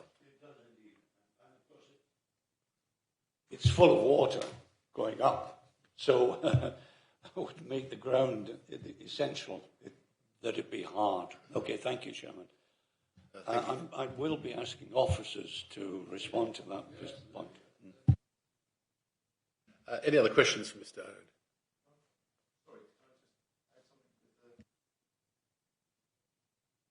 Sorry, Chair. Yeah, exactly. The appliance is not only full of water, obviously it carries its own water tank on board, but you use quite a lot of water in the firefighting process, and an awful lot of that, unfortunately, gets spilt, and there's a lot, and that all adds to the issue around where the actual appliance is, because obviously there's a pump on board, and so on and so forth. Hoses. Yeah. Thank you. No other questions? Any other questions? I don't think so. Thank you very much. Very much appreciate you coming and speaking today. And I think we have next Councillor Maynard. Councillor, would you like to put your video on now? Councillor Maynard, you brought this in. I should take the opportunity on behalf of the Planning Committee to congratulate you on the recent addition to your family. Thank you very much indeed. Yes, thank you. The state of your eyes don't quite show that yet, but I'm sure over the next few months we'll see you regularly falling asleep. It's coffee, Chairman. Lots of coffee. Right. Certainly, I think that I don't think this is quite as clear-cut as the officers would have you believe, and I'm not suggesting for a moment the officers haven't prepared a long and detailed report for you all, but I think that certainly one question I would ask of officers is on this sort of site, and given the fact that we've heard officers talk obviously about mature trees, etc., as to whether we'd require a full ecological survey before any works were carried out. But furthermore, I do heavily sympathise with the view of both the neighbours and the parish council, having been to the Owens house to view the effect that might have on their amenity. I think that in terms of the principle of development, I don't think that and I think neighbours obviously freely accept that. I think one of the problems for both residents and the parish council is in their view it is overdevelopment of the site. Moreover, the very fact that we're talking about obscure windows, obviously in terms of the height of those dwellings, that clearly is an issue, given the relation, obviously, to the residences in Fernley, close behind the application site. And I do think it's a little odd that here we are, a few years on from 2019 when the first application went in, but it does seem to me that I think that we wouldn't be sitting here talking about this application in front of full planning committee had it not been for the height, scale and mass of these dwellings, and indeed the fact that, as I say, local residents and indeed parish council view is that it's overdevelopment of the site. I think one of the more fundamental issues for me, or perhaps the most fundamental issue, is I do appreciate the comments that the planning officer has made in terms of the principle has been established and therefore what is in front of you is a marginal decision if you were to towards refusal. But I do think it's a great shame that you weren't able to visit the site, and I think that I think the most appropriate course of action, quite frankly, would be for members to actually visit the site so that they can see the effect upon the neighbouring dwellings in Fernley Close in terms of the roof heights, because I think that is the fundamental concern of local residents, aside from the considerations around emergency access that Mr. Owen has just alluded to, which he's far more qualified to speak about than I am. So that's where I'm coming from as local member. I think that the very reason we as local members call pull applications to committees because, especially on those marginal decisions, the benefit of a site visit for members making those decisions, I think, is hugely important. And I fully accept that at this early stage. I don't think this is one where, despite what the officer said, it's definitely approval or definitely a refusal. I do think it's a marginal decision, but I do think it would benefit from a site visit. Thank you, Chairman. Thank you very much. I won't talk too much about it at the moment. I'm also the ward member, and I have visited the site and viewed it from the Speaker's house as well. So I have that advantage, and I did that at the outline permission stage. I think the first thing is questions to officers, and I think you very much highlighted a question which I think is in others' minds as well. So it'd be useful to ask the question on.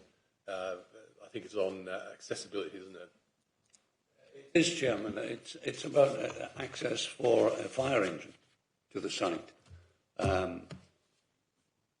Does building regulations? Well, I know building regulations require certain conditions to be in place for a fire engine to approach the site. Where do we stand in relation to planning permission in regard to that issue?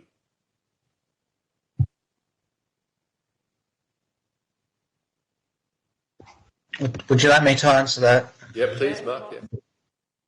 Thank you. So I think the point has been alluded to, and I understand and respect the question. The outline planning permission has been granted that there will be 2 dwellings on that plot of land with that access. That has planning permission, and that can't be revisited. That is absolute. So today we need to agree the details of the houses that have been put forward. However, at the outline stage, in particular, the County Council as Highways Authority would have opportunity to comment and object and say that an access isn't safe, doesn't allow service or emergency vehicles to get to a site. That is fundamental to every planning decision, and the Highways Authority are one of the most critical statutory bodies that are consulted. And if Highways raise an objection, then that would not go forward. Officers would be very uncomfortable approving something that Highways had objected to. However, regardless of that, and regardless of any discussions or consultations or responses on the outline stage, outline planning permission has been granted, and it's not within the council's remit to now, refuse permission on the site on the principles. So, it is about the design, the mass, the siting, the issues that have been raised. They're very pertinent issues. The massing, the height, the size, where the windows are, any risk of overlooking and loss of amenity to neighbours, which officers are comfortable isn't occurring. But I think we need to be quite careful to not be revisiting issues of principle on a reserved matters application. Thank you very much.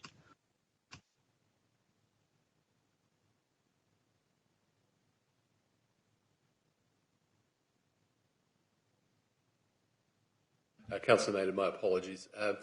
That's fine. I just wanted to redeclare my personal interest as an executive member of East Sussex County Council, especially as Mark has specifically mentioned East Sussex County Council's role in this application. Okay, thanks a lot. I appreciate that. Yes, Councillor Drayson. Yeah, thank you. As Mr Simmons just alluded to, there's outline planning permission for, he conveniently says, 2 dwellings. In 2019, it started life as 4 bedrooms, and in 2021, the outline planning permission was 3 bedrooms. So can I ask him what, in planning terms, the difference is between a bedroom and a study? Because these are 4-bedroom houses. Okay, I understand the question and I understand the concern. All I can say is that as officers, we have to determine what's in front of us, and that is presented as 3 bedrooms and a study room. What then the future use of rooms in the house are, we maybe can't control and wouldn't know, but it's put forward as 3 bedrooms and a study. Lots of dwellings have utility rooms, study rooms, TV rooms, cinema rooms, all sorts of things. And as officers, we have to take that as face value and determine it as it's been presented, and it's been presented as 2-3 bedroom properties. Thank you. Yeah, thank you. I suppose my point would be the fourth room, call it what you will, adds to the bulk of the properties and the overbearing nature of them. Mark? That room, absolutely, it contributes to the overall size, scale and massing of the properties proposed, and then the judgment is that acceptable? The size, scale and massing of the properties proposed, and officers are comfortable that they are an acceptable design. I can quickly say, because I've been listening very carefully to the discussions, and with the outline application, there were initially plans for quite larger two-storey properties, but they were proper two-storey properties. That was then amended to more modest chalet-style dwellings. The ones before you today are not a revisiting of the plans that were found unacceptable in the early stages of the outline. They are larger than the chalet-style properties that were put forward in the latter stages of the outline determination, but that was an outline application, and the job of the Reserve Matters is to make the decision on what the final design should be. And again, officers are comfortable that these fit within the parameters of the outline permission, that they are acceptable. Thank you. Thank you. I'll have John Barnes and then Councillor Madeley. Yes, I think we are suffering, Chairman, from not having the advantage of visited the site. My question was really about the reference in paragraph 2.3 to it being within the curtilage of a Victorian house. Reference is also made to the outbuildings which have been converted into a separate cottage, which is actually more proximate to the site. And I'm just wondering how the design fits with those buildings, if they're in the curtilage of those buildings. Is it in keeping, or it seems to me design and massing are rather sensitive issues here, and I'm not at all clear, not having seen them and not having a photograph, how it relates to any of the surrounding buildings. Can I ask for a further comment on that, please?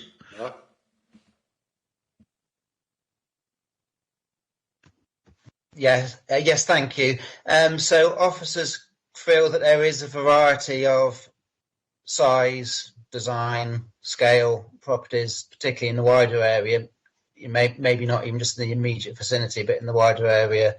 And unlike the application we discussed earlier, there's not sensitivities around conservation, heritage listed buildings.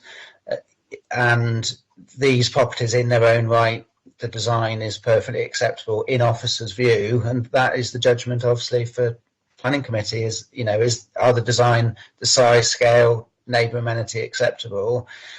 We feel that within that area, with a variety of properties that can be seen in the wider area and not having the heritage sensitivities, this is a perfectly acceptable design solution to the site. Thank you.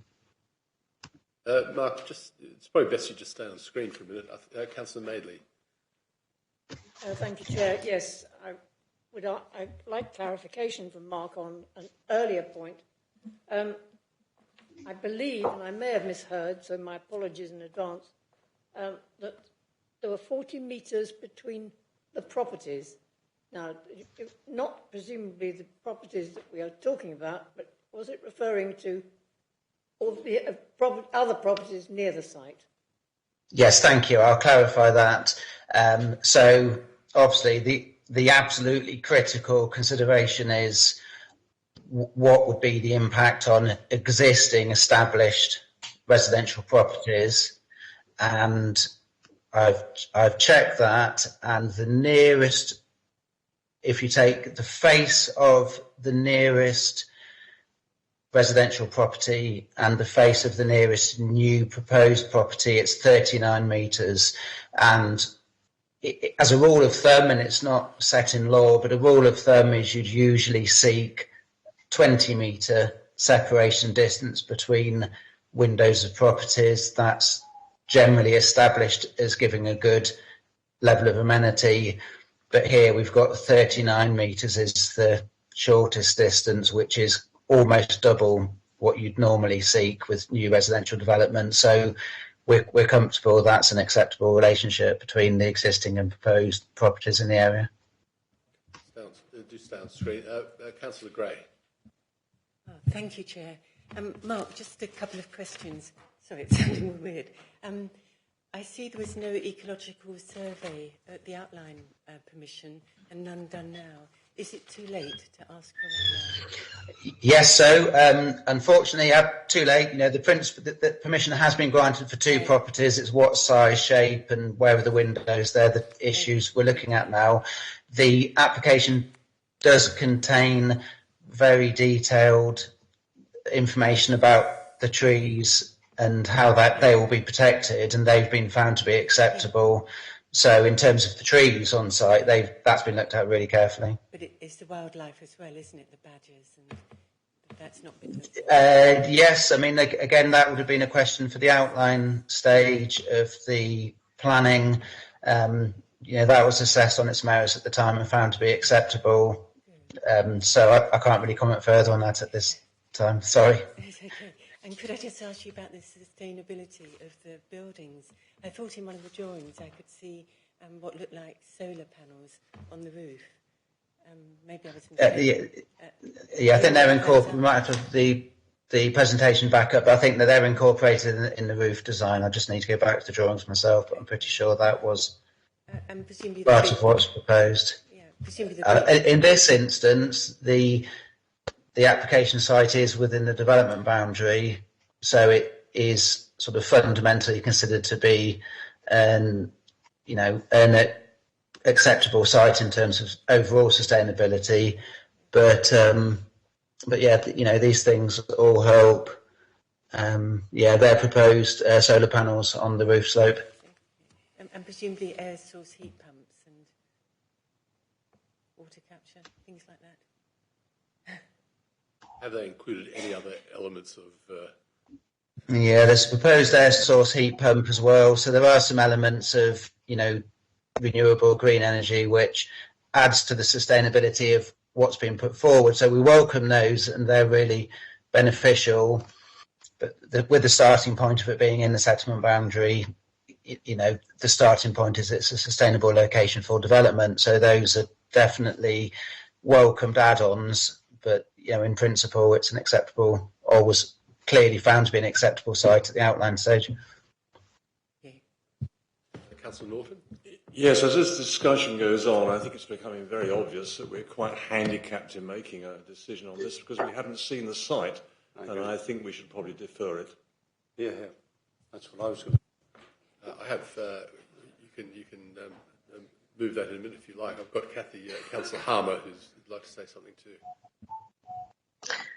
Thank you, Chair. Actually, Councillor Norton's just said exactly what I was planning to say. Thanks. Thank you. Well, if that's what you want to move, you could move a deferment to have a site visit. Okay. Can I move that deferral? So there's a deferral for a site visit has been proposed and seconded. Those in favour of that motion, put their hands up. Okay, I think that is. I think that's a unanimous. It's a deferral to view the site. Thank you very much.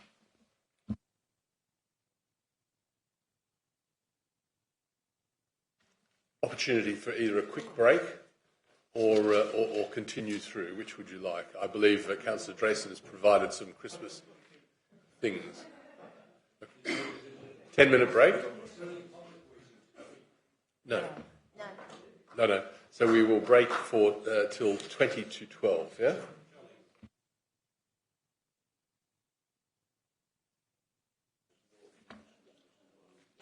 we're continuing the planning committee meeting for the 15th of December, and the next application we will be doing is RR 2022/2340/P Yondover, and this is an application related to a member of staff. So, who's presenting this? Michael.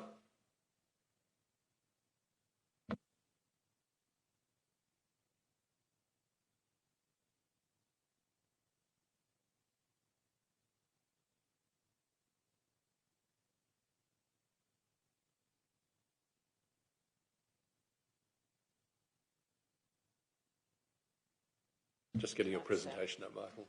Right. No problem. Whenever you're ready.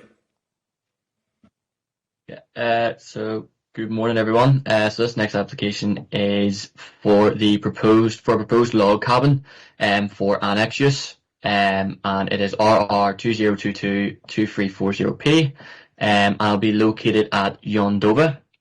So that's just a site location plan showing Yondover's location. So the application relates to a detached bungalow located to the north side of Top Cross Road and access from a private access off Buckholt Avenue, just so you can see the queues are there. The site itself is just outside the development boundary, and it does fall within the Combe Valley Countryside Park, and is surrounded by trees, some of which are protected by a tree preservation order. As you can see there, that's just the trees to the east, south and west, and then there is also trees to the north as well, maybe shown a bit better on that plan. So the main issues for consideration for this application are the principle of the annex accommodation, the effect on the character and appearance of the locality, and the impact on neighbouring amenity. So as you can see from this plan here, the proposed log cabin will be located just to the south of the main dwelling. Just that area there is just within the residential garden, so it's an area of greenery, and it'll just be located to the south. To the northwest, just below, is just an area of parking for the main dwelling in that area. So there are some proposed elevations of the log cabin. Just while you all have a look at that, I'll just briefly mention the principle of accommodation. So as set out in policy GHC 10, which relates to annex accommodation, there's a sequential test. In regards to an extension, it's not really considered appropriate for an extension to the main dwelling. As you can see, maybe from the aerial photograph back a few slides, an extension to the front would encroach onto the parking area for the main dwelling. An extension to the side was considered unreasonable as there's access to the side.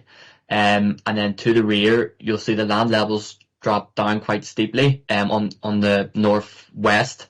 So it was considered that would be inappropriate to extend outwards. And as there is no existing outbuildings, then point 2 of GHC 10 was considered was not considered. So given the above, it is considered that in this particular location, on the fringe of an urban area, outside the area of outstanding natural beauty, where the annex building is adjacent to the existing dwelling with shared facilities, and would not be able to separate off as a new dwelling, the provision of a outbuilding for use in an annex was considered acceptable. So if you turn on to the elevations again, sorry, I'm jumping a bit here. So the proposed annex would measure 6.13 metres in width, 10.18 metres in depth, with a pitched 13.3 degrees pitch roof and a ridge height of 3.3 metres. The external materials would consist of vertical timber cladding and grey roof tiles, and the tiles would match the existing roof on the main dwelling. So the proposed annex building would be well screened from any public vantage points due to the mature tree line which surrounds the boundaries of the site and the access via a private road. The annex itself is considered to be moderate in size, with the design and materials considered appropriate for the host dwelling and the surrounding area. The annex would not affect any of the canopies or root protection zones of the adjacent trees in the surrounding woodland, and has not resulted, and would not result in the loss of any trees. Trees subject to the TPPO are located some distance away, and given the above, the annex is considered acceptable in terms of scale, design, and does not harm the character of the locality. Just to briefly mention, the site is within the boundary of the country park. However, it is considered that the dwellings plot is self-contained, and the proposal would not harm the wider Combe Valley Countryside Park and would be consistent with DASA policy HAS1. In regard to neighbouring properties, the only neighbouring property would be to the west, and this is Erstein, hopefully I pronounced that right, with hedges and trees along the western boundary separating the properties. The proposed annex is set back approximately 20 metres from the boundary between the properties, and given this distance and the existing screening seen along the boundary, it is not considered that the annex would have an unacceptable impact on the amenities of this neighbour, and given the distance to other neighbours to the south, it is not considered that these neighbours would be impacted. So, in conclusion, the annex is considered of an acceptable scale and design for the property. The annex does not unreasonably harm the amenities of neighbouring properties and has an acceptable impact on the character and appearance of the locality, and accordingly it is recommended that planning permission be granted, subject to conditions, with one condition restricting it to solely annex use in relation to the main dwelling, which is condition number 4. Thank you. Thank you, Michael. Any questions on this application? Any comments on this application? Fairly straightforward one, really. Did you have a question? Councillor Mailey? Yes. Sorry, thank you. Yes, Chair. I'm a little bit confused if we go to the history. And there's two, I appreciate that RR2007 is a much earlier one, although it was approved conditional at that point for a single-storey dwelling. Is that actually part of the original? One question. And secondly, the approved conditional on the retrospective of the erection of the conservatory. Are they not, or could it be considered that having a separate annex, could this all be linked up at some point and become rather a large property in itself? Michael? I can answer. Okay, Sarah's got an answer to it, I think. Oh. Go on, whoever. Yeah. Yes, the application from 2007 is the house that's on site now. It was a rebuild of it says they're replacing a fire-damaged house previously approved. So that's the house that's there now, the 2007. And then 220, there's a little conservatory on the back that's there already. So this is an annex separate to the front. So, but I mean, theoretically, yeah, I mean, if they wanted to extend and link it into the garage and things, then we might get another application for that in the future. But our consideration is that it remains in annex use and isn't separated off for, to create a second dwelling on the site. Okay. Yep. Councillor Ganley. If there are no further comments, I move approval. We have a mover and a seconder. Those in favour of the officer recommendation of approval? That is unanimous, so that is approved. Thank you very much, Michael. And that Thanks. Is the last of the applications today, and then we have the appeals list. And I don't know who's dealing with appeals. Miles is dealing with appeals. Miles, did you want to appear? Thank you very much, Chair. Just to say on appeals, probably the main thing is that we just finished a public inquiry at Friart's Way, and that was an appeal against non-determination for up to 210 dwellings just outside the development boundary of Bexhill. And it was an interesting inquiry, I think, in so much as they very much in the thrust of their argument, went for the lack of 5-year housing supply and the fact that, our delivery of housing, through the last several years has been below the requirement. And they are looking, I think there is some questions and some considerations for, the local plan here as well. And I think also for officers and members too, and that is about how do we weigh things in terms of a tilted balance when there's a long-standing lack of 5-year housing land supply, even for very large schemes like this. Now, I hasten to add that the objections came from county consultees in terms of, and National Highways. National Highways withdrew their objection just before the inquiry, which wasn't the most helpful thing. But there's still issues with highway capacity and also the sustainability of the location. And I think sustainability of the location will be challenged in terms of not only location, but lifestyle, access. And I think there is arguments there. I think overall the officers acquitted themselves very well against quite a sharp and quite an unpleasant Casey. But, nonetheless, with these large inquiries, they do throw up questions that I think we need to think about. And I think perhaps there's robustness in our reports and in our decision making with regard to the points raised, particularly around housing supply and delivery.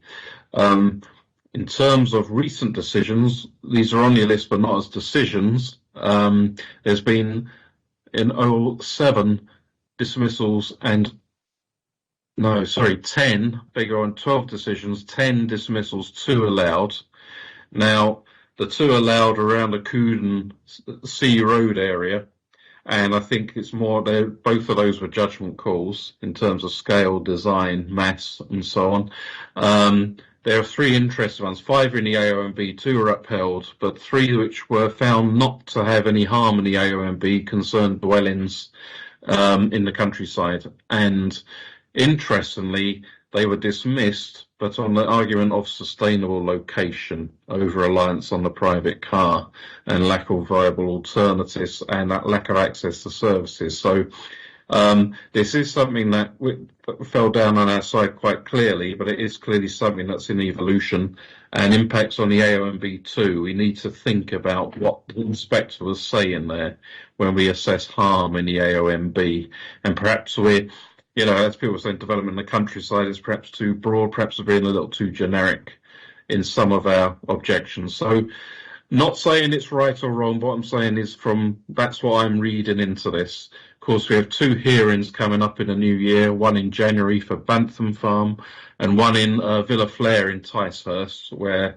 I know that Councillor Barnes kindly assisting us with that. And this is interesting because those 3 appeal decisions are going to have some relevance to that in terms of harm to the AONB, being a joining development boundary, and that whole issue about development in the countryside. Is it acceptable in terms of sustainability? I know that the wider community and the parish council have slightly different objections as well, but they will be presenting them in terms of access.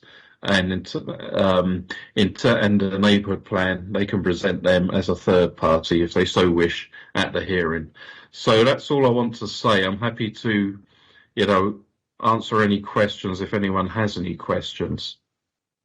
Any questions on appeals? No specific questions. No, there are no questions on that, but I was going to take the opportunity while you're online, Miles, to... sorry, my apologies. Councillor Kathy Harmer. Hello, I'm sorry. Thank you, Chair. Sorry, Miles. I'm not clear on Friart's Way. Has a decision been made on appeal? No, it's only just finished. So okay, what we'll be looking at is there's a related Section 106, which is presently ready to be engrossed. Should the appeal be allowed and planning permission granted, but often the decision takes 4 to 5, even 6 weeks to come out. Now, with this inspector, he dealt with a Fairlight hearing. It did come very quickly, so it may be sooner. but I would allow that amount of time for a decision to be made. Thank you very much. Okay. Thank you. I just thought it might be worthwhile, Miles is online, to give you the top line figures as at the beginning of December, because it's further good news. So the total number of applications that we have on hand is just under 300, which is actually an all-time low since way before 2019, and that is a really good figure when you consider the number of applications coming in is still pretty robust. I think in the previous 3 months it's about 450, and what that means is that they're being processed in good time, and it's taken a lot of pressure off the. I think it's probably taken a lot of pressure off the officers not to have a pile which is growing faster than it's going out the door. Enforcements are also continuing on a downward trend in terms of the number on hand. Pre-apps are moving through really well as well, and the timescales on applications are also showing improvement. Minors and others are in the top 80%, majors are 100%, so they're all moving in the right direction, as is validations, which are half of validations are happening within 5 days, which is significant improvement, particularly when you consider a number of applications have to go back to applicants for errors and so forth.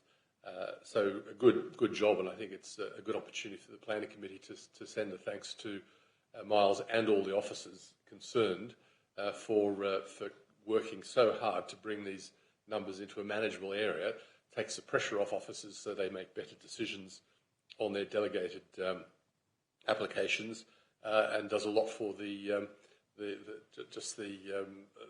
whole feeling within the planning department. And I think I'm right in saying, and I hope I don't say this out of turn, certainly back in the beginning of 2019, we were suffering something like a turnover of 25% of staff, with a lot of part-time staff coming in and out. And I'm pretty sure, if what you told me the other day is correct, that we are effectively fully resourced. Is that right, Miles? Is he frozen? I think he's frozen. Or is in shock, one of the two. Yeah, there we go. Are you with us, Miles? Did you hear that? Yeah, I was. Well, you were frozen your end, I was frozen this end. So it might be the inclement weather, I don't know. Thanks very much. And again, on that point, I think the recruitment drive we had earlier in the year was quite successful in terms of promoting internally and getting some additional people in who have settled well into rather planning. I think the good news is, as of next week, I think the remaining 2 probationers, 2 internal officers who are promoted, should complete their probation. So all the other probationers have completed successfully, and that's really good news as well in terms for stability's sake. So thank you very much. Does that make us effectively fully staffed now? I think so. The Eater's retiring at Christmas, so apart from that assistant planner's job, that will be, once that's filled, then we should be fully staffed, yes. Yeah, Brian.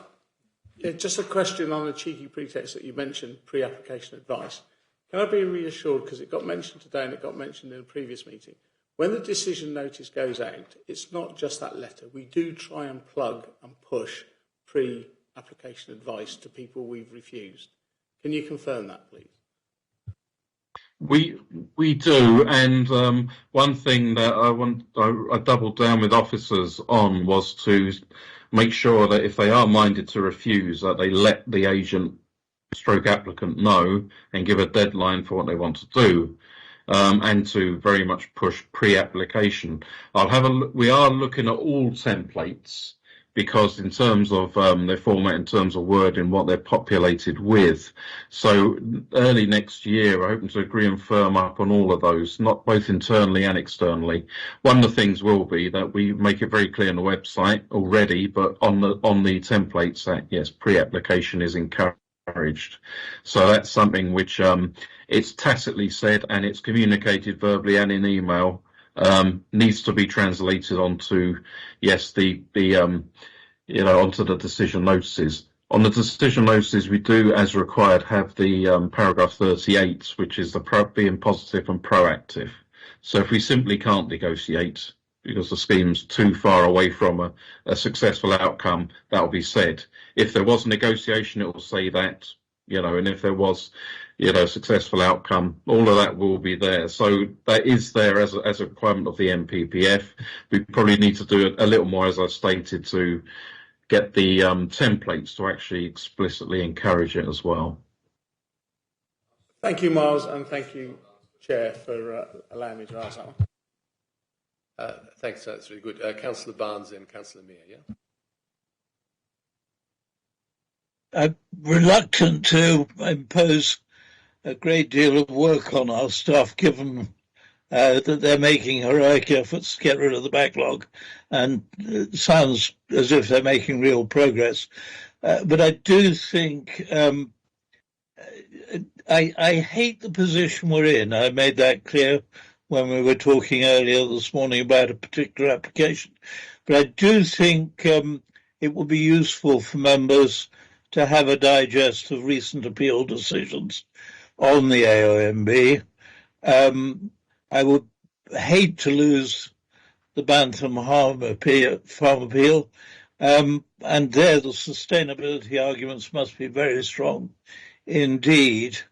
But it does seem to me that the inspectors are not altogether siding with us on impact on the AOMB taken as read, and I think it'd be useful to get Miles' view on that.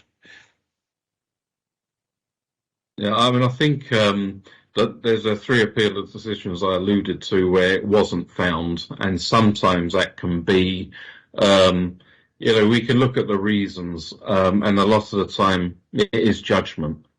But we need to think why they're making this point, and it can be the individual inspector, and because of the backlog at PINS, they're making decisions in bulk. It seems to me, and that is another perhaps factor in this.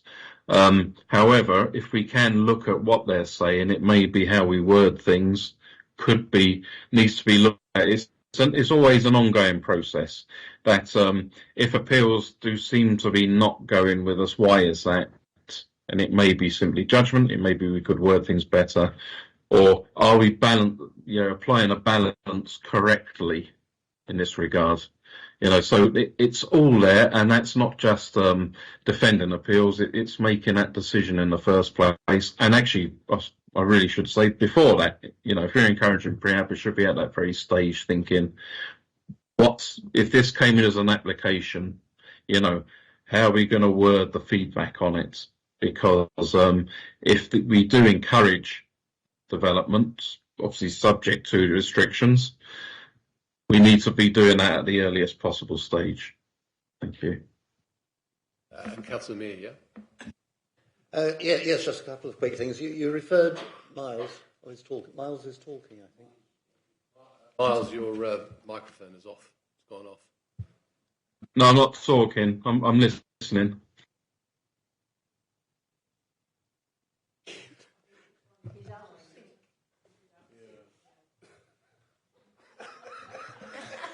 No, I'm not. I'm waiting for you to say something, I'll answer. I think there's a bit of a delay. Sorry. There is a bit of a delay, Miles, and so I think let Andrew ask his question and see. But your microphone is off too, Miles. You might want to turn that on. You referred to the templates in connection with pre-application advice. Does that mean the intention is that the application form itself, I know there's a little tick box, has pre-application advice been taken or not, but would that be expanded to say, we strongly advise you to have taken pre-application advice? Here's a reference to the link to the scheme. That's the first thing. Yeah, I think they're all under review. And what we're looking for is not only the message, but the consistency of the message. So, that's something that we'll be looking at in earnest. Obviously, it's been quite a hectic year. The backlog has figured quite prominently. That seems to me, in fear of speaking too soon, to be managed now on an ongoing basis. So we can look now at things like culture, quality of decision making, templates in customer service in more detail. Thank you. Yeah, I'd just like to comment that in terms of the form that comes in, the application form, if they submit on the portal, then that form is held nationally. It's not a local form, so we can't alter the questions on the form because that's held with the planning portal, so it's not in our remit to change that. But as Miles said, it's in our remit to encourage, and we have been strongly encouraging agents and applicants to seek pre-application advice where we think something needs to be discussed to get to a more agreeable end result. And Miles chaired the first agents conference a short while ago, and that was one of the items to be discussed, to just bring them back on, because clearly we went through a period where the pre-applications weren't really being processed very quickly, and most applicants. Yeah, and then applicants thought, well, what's the point? And then they were stopped. And so it's a process of just getting that momentum going again. But, it's really for those applications that are not straightforward. I think that's it, because you don't really need them for small extensions or many of the minor ones. It's that sort of middle ranking group. So, Jeanette, I think you've come on stream. Do you want to ask a question? Yeah, thank you, John. Just what I wanted to say, there was an application similar to this in Rye a couple of years ago, and it actually got refused. But I think we need to start considering annexes and log cabins in gardens and that, because, with our housing situation, and a lot of people want their families living with them. And I think if the site is big enough and it's not hurting anyone, maybe we could consider them. I mean, I think the one in Rye was too small, if I remember rightly. But, just a comment. Thank you very much. Thanks. And just to say on that point, obviously you've got the policy and you've got the sequential test. So it's, in terms of what we'd prefer to see with a cabin. But again, I mean, the local plan process is really going to pick up momentum next year. So there is a great chance to make representations there, and a great chance to think about, development in general and where it might go, and it's all there. It's all up for grabs. So, thank you very much. Thank you. I think, Jeanette, in the local plan, they really are giving consideration to those sorts of developments, particularly outside development boundaries, whether they be ancillary accommodation or appropriate infill in small areas, small areas without development boundaries. They're trying to find ways through to allow sensible development without opening floodgates. I think is probably the answer. Live work units, that sort of thing. I agree. Thank you. Any other questions for Miles while we're on the subject?